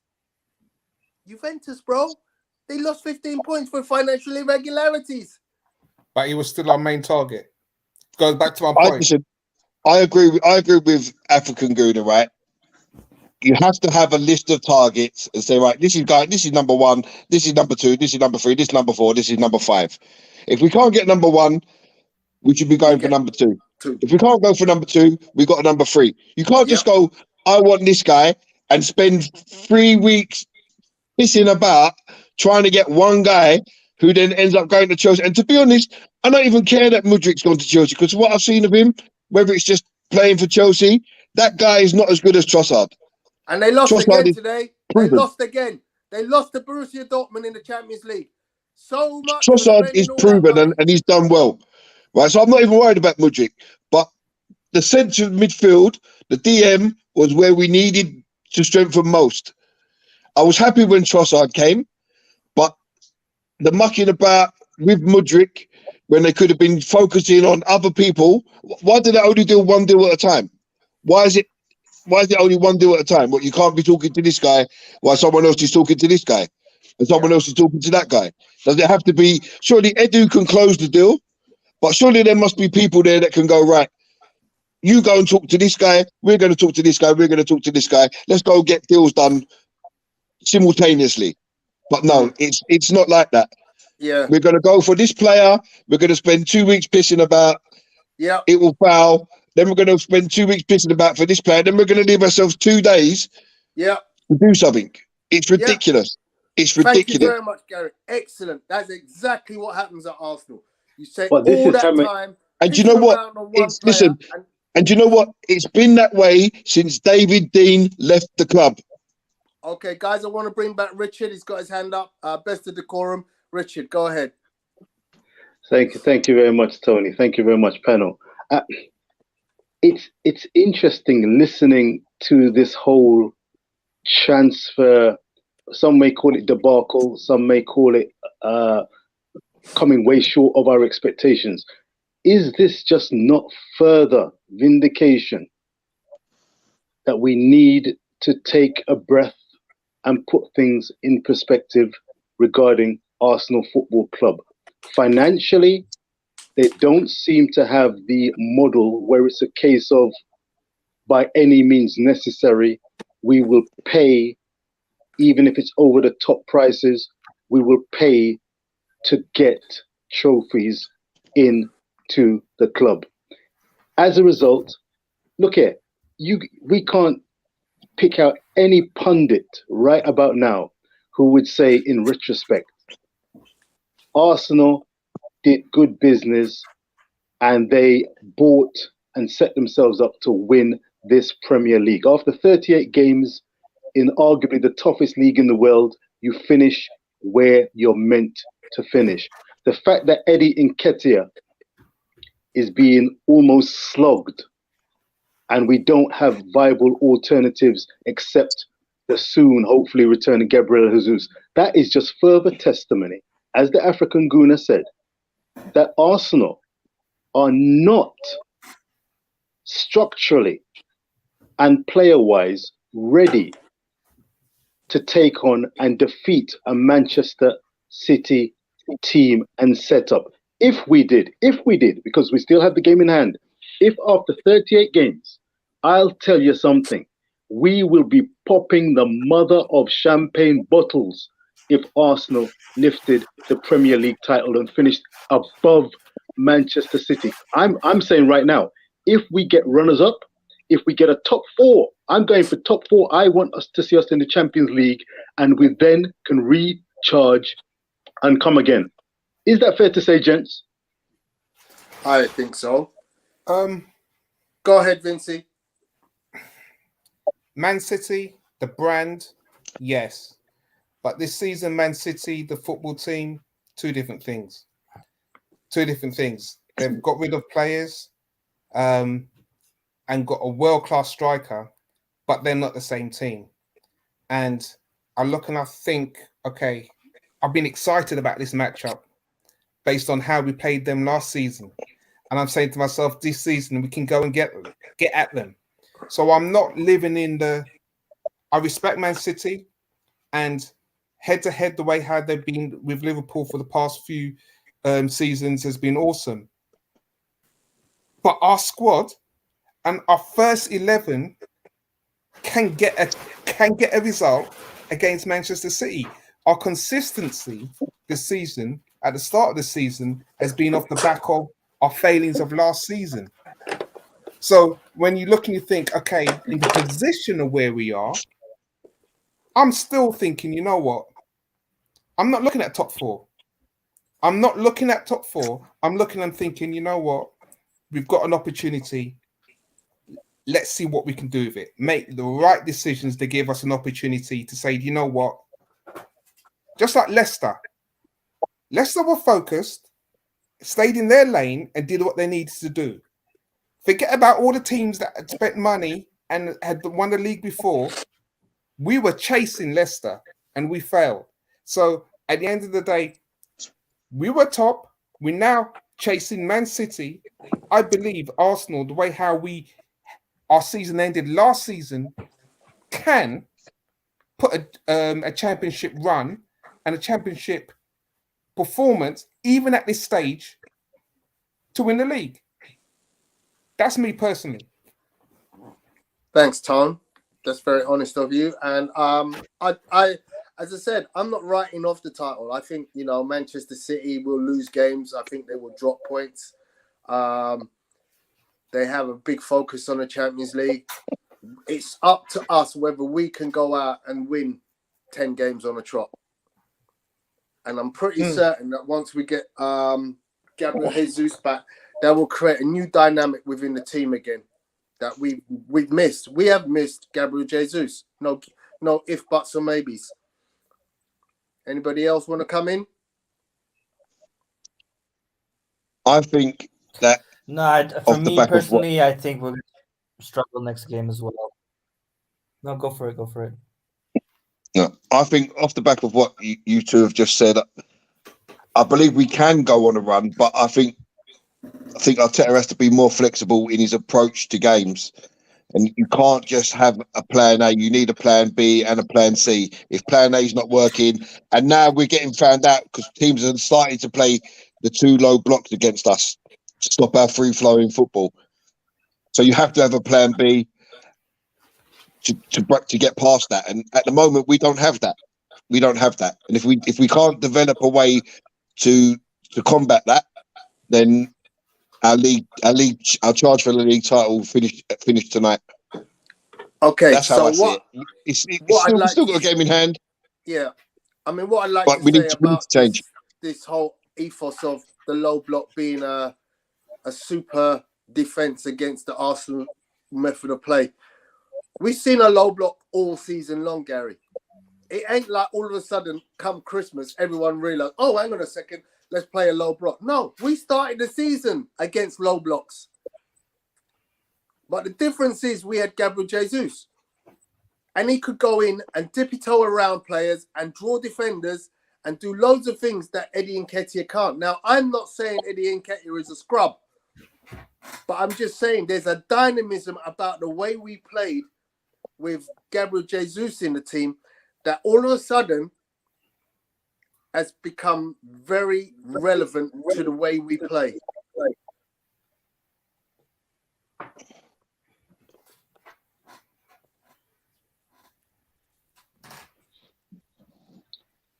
Feels like we're taking a deep breath and reflecting deeply. I'm gonna make a move shortly, but I'd love to hear what you guys concluding thoughts as the recriminations and fallouts continue. Let me ask this question before loving and leaving you guys, but I look forward to returning to Arsenal 101. Again, full respect. I love the quality and respectful nature with passion that you conduct your debates. You're welcome. When Arteta, and this is again why we should be proud of Arsenal, when Arteta used those words, which I have debated with friends about, I love the Arsenal players even more than before. Following that defeat against Everton, we saw Everton then go on to take a good 2-0 beating at the hands of Liverpool. But to say I love these players even more.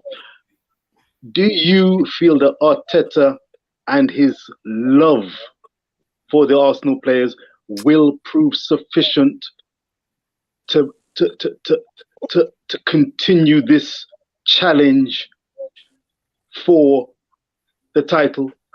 Leicester with Ranieri, they crossed my mind. It was a rough season that season. Ranieri and Leicester and Arsenal of 2023. Can any comparisons be made? Ranieri seemed to love those players, and those guys were all for one and one for all. They were a man and a men on missions. One game at a time. Can Arsenal be put in the same bracket, or do we just not have that same X factor that a Leicester had in holding off the best that the Premier League had to offer that season? Well, the best of the Premier League that season was Spurs, weren't they? They finished second, didn't they? No, Spurs finished third, didn't they? That's it. We come second. But I mean, Leicester that season, all the top teams were practically non-existent for the whole season, weren't they? No, all the other teams in that season were playing European football. Leicester won. Yeah, good point. And Spurs were challenging them for most of the season, and they ended up coming third. We come second. But I think we were actually a better team than Leicester were when they won it. No, I think we were challenging most of the time. I don't think Spurs. That wasn't the season. No, it was Spurs were challenging. It was us. Spurs finished third in the 2-horse race. Remember, it was Spurs. I'm sure it was. No, I'm pretty certain it was us. We had the opportunity to lift that title if we won most of our games. I remember when Gallas was beating the floor that season. We had the chance if we played our cards. I've got to give the African Gooner his time because he's literally got a few minutes left. So, the African Gooner, thank you very much for joining us this evening. Appreciate your time. If you just want to give us your closing comments, bro. Is love enough? That's what I want to know. Is love enough? No, in response to your question, Richard, unfortunately, love isn't enough. You can love something as much as you want, and in reality, it doesn't mean that it will come to fruition or um, it will lead to success or whatever outcome you intend. Unfortunately, that's the truth, right? I mean, I can love money doesn't mean that I'm going to be a millionaire. So, yeah, from my perspective, I'm kind of a bit disappointed. I think I mean, we played, I don't know if we played better than the last time we played Man City at home when Xhaka just threw it away at the end and we collapsed. But I think it wasn't a bad performance today. There were some positives, but I think for me, really, it's looking forward to Gabriel Jesus coming back into this team because I think we will continue to struggle to score. And yeah, I'm just hoping Arteta can maybe change some tactics. Maybe we need to take off Nketiah. Vinci, I say this all the time. Play Martinelli as striker, bring Trossard in as the left winger, and we got to try something different, really. I mean, at this point, because if we keep sticking with this same team, I don't see any differences. I also want to highlight that a lot of people were giving Gabriel praise, but today he was awful, and Saliba was the better of the two. So hopefully Gabriel learns from this because he was very reckless today, very reckless. And like, let's get it right. Haaland is amazing, and even Saliba had a hard time. I But was like saying Saliba before, was making Hang silly on, Gary. fouls, Gabriel, like that penalty, like it was bad. Like we got lucky it was offside because it was 100% a penalty. And then I mean the second goal was his mistake as well, right? He made the bad pass and then boom, just like that. So yeah, hoping we can bounce back from this. We need a game where we win. Like we need it. I don't want to say easy game, but like because there's no easy game in the Prem. But we need one of those games where we punish them like 4-5, and then I think the spirits will be lifted and the confidence will be rejuvenated in the team. Thanks so Thank much, you. guys, for letting me have my say. Good night, and we'll chat in As the next always, game. brother. As always, Cheers. brother. Thank you very much for your input. We appreciate you and love you Big up dearly. yourself, man. Love always, Cheers. boy. Take care. Respect. Gary, you were going to say? good night, African Gouda. Sleep well, brother. So yeah, guys. I mean, look. I think, as I said, I don't want us to be doomers. I don't want us. Yeah, to I be, was just going to say before African Gouda came on, I was saying that it's just unfortunate that Gabriel had the worst game of his season, didn't he? Yeah. Tonight. I mean, and to be honest, I don't think it was the worst game, but hey, you can't afford to make mistakes. Look, I'm a big fan of American football, and error-free football is something that I'm big on. Yeah, and Mikel Arteta is like it as well. He basically said, "Look, you got to win your duels. You've got to win your duels," and the teams that win duels generally tend to be the teams that win. And I think, you look at the Everton games, there were some big duels that we weren't winning. But that's ultimately where we've got to improve. We got a few days now. We take a day off, we watch our highlights or whatever. We get back on the training ground and we start saying, right, okay, what do we do differently at Villa Park that makes us come out and we win 3-0? Because I want a clean sheet. I want a clean sheet at Villa Park. I don't care what anybody says. Yeah, that's key. This is a team that has had 10 clean sheets, is it? Yeah. So we need a return to that. We need a return to that 10 Something like that, isn't it? Yeah. So we Must be something like that. We need our defense to get back to stopping goals. We haven't kept a clean sheet in how many games? So we need that. That's number one focus. Kick somebody up the ass and say, guys, this ain't good enough. We are conceding goals. Then opposite that is moving forward. We need to be more of a threat. And there's no doubt in my mind, Leandro Trossard has to start on Saturday. He has to start. I agree. And for you to say that Martinelli should now replace Nketiah, to me, just makes no sense. It makes no sense. You're taking a player who can't beat a man when he's on the wing with loads of space and asking him to do the hold-up stuff and the battling against a big centre-back and all them things that Eddie Nketiah is good at. You're going to ask Martinelli to do that shit? Are you mad? Come on, bro.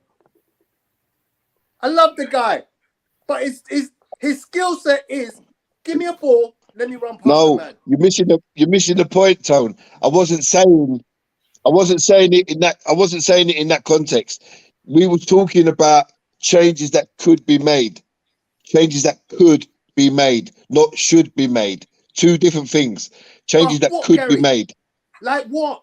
Who are you putting But I on just for Eddie Nketiah? I just said about the changes, and you poo-pooed it. Yeah, but who are you You're bringing on for falling off your chair backwards, just at the thought of it. But what Who I'm are you saying is, bringing on for Eddie Nketiah, bro? I just told you, there's Trossard, there's Martinelli. Trossard, So, Martinelli. So what you're saying is you bring Trossard for Eddie Nketiah. Brilliant.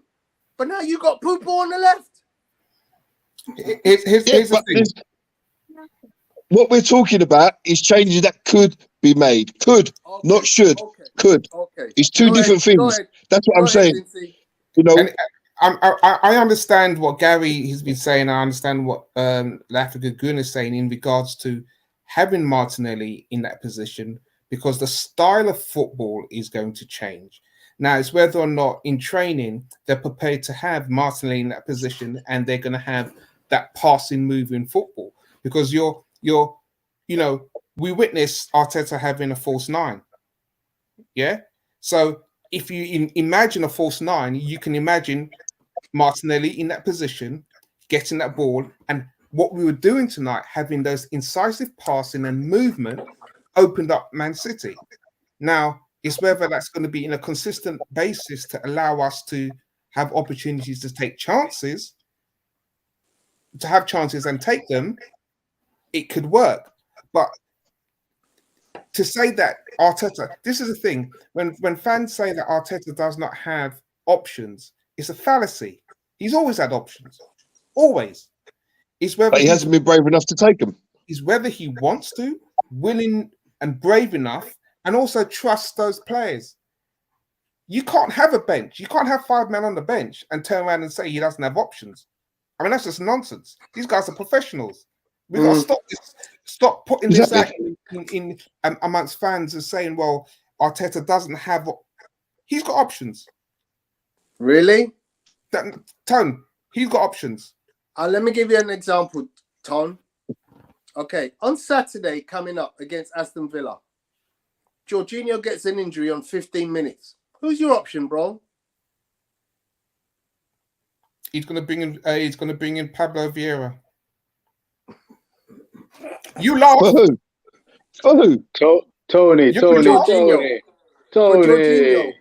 you laugh, but he's in the squad. And guess what happened today? He brought on Ben White and Vieira and took off Tomiyasu and Xhaka. Again, we got to stop saying the manager has not got options. It's what he chooses to make in those situations. And this is the thing. What a lot of that's fans what. But that's what's letting us down. That's what's letting us down. The manager's not changing the team at the correct time or changing the starting lineup at the correct time. When did Jesus get injured? When did Jesus get injured? At the World Cup. At the World Cup. So Nketiah has played 95 plus minutes in every game since the World Cup. Right. So when I say you can rest Nketiah for 45 minutes and play Martinelli through the middle, or Trossard, who signed in January, through the middle, that's giving Eddie a break. Yeah, or you can play Trossard instead of Martinelli. That's giving Martinelli a break. You can play this Kirill instead of Gabriel. That gives Gabriel a break. Holding can play. When was the last time we saw Saka on the left? Exactly. Trossard could play across the front three. You could rest Saka. Saka looks like he's been battered from pillar to post in every game he plays. But he's still playing 95 plus minutes in every single game we play. Yeah. He's got options there. There are, I agree, Vincey. There are 100%. There are options there. It's whether the manager is brave enough to make the change, Yeah, if it doesn't work, it doesn't work. But it's not a lot different from what we're seeing Martinelli do now because he hasn't performed in the last few games. Xhaka hasn't performed. Odegaard has been very quiet in the last 2 or 3 games. And guys, lest we forget, this is one of the reasons why when Arteta came in, he was so successful in his first 6-7 months, because he's prepared to make those unconventional changes to impact the game. Yeah, that's what I'm expecting. You don't need to play. You don't need to play with this inverted fullback every single game. Exactly. Yes, Zinchenko gives us many options. He gives us loads of options, Zinchenko, but you don't need to play it every single game. Today, in my mind, today Tierney would have been a shoo-in to start today for his defensive qualities, because today you needed a left back, not an inverted left back. You needed a left back.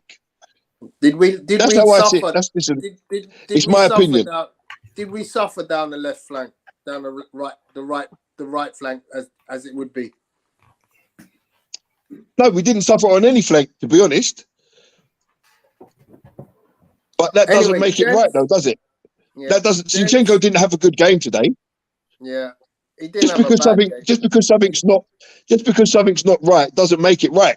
If you see what I mean. I mean, listen, to me, the difference between Zinchenko and Tierney is like chalk and cheese, bro. You got an I agree in Zinchenko, and you want to bring on a scrub. That's what I'm literally saying it. Tony, don't go there, man. But what I'm saying, Tony, hold on, listen, 1 second. What I'm saying is, you could have dropped Xhaka and put Zinchenko in the 8 and Tierney come in at left back. That gives you a bit of a more solid defensive line than Zinchenko. But and he doesn't need to play the invert because he can play the 8. Xhaka's replacement is Vieira. So that you're trying to make sense, but you're not taking into account who is Xhaka's replacement. It's Vieira. Vieira's not the guy. Vieira is not the guy. But that's what he's telling us now. He's basically saying, whenever I take Xhaka off, I'm putting Vieira there. We got Signal, Emma Smith-Rowe, who should have been that guy. You know. I'm just being honest, bro. I'm just being honest. He doesn't like his soul. Smith-Rowe doesn't like soul food, man. Just leave the man alone, man. Yeah, he need a bit of yam and banana and ting, boy. He need a fufu and jollof rice and all them thing. Yeah, he's a Croydon boy. He's a Croydon boy. He's supposed to know them things, bro. I'm telling you, he's a Croydon boy. He's supposed to know them things, jollof rice. Listen, I work in a school. Yeah, they serve jollof rice for lunch in my school. Yeah, I'm supposed to know them thing. Yeah, maybe someone told him it was pilau and it was cold. Oh god! I'll just be guys. I've got to jump off because I've got things to do. Great stream, guys. For joining us. I appreciate your time once again this evening, and have a lovely week. We'll see you. And don't be too damn beat, Arsenal fans. We're still in the race, but I'll tell you, it's change. Big up, Richard. Thanks for coming on. Big up, family. Nice to see you, Richard. See you later, guys. Respect. I've got to go. Respect. Bye now.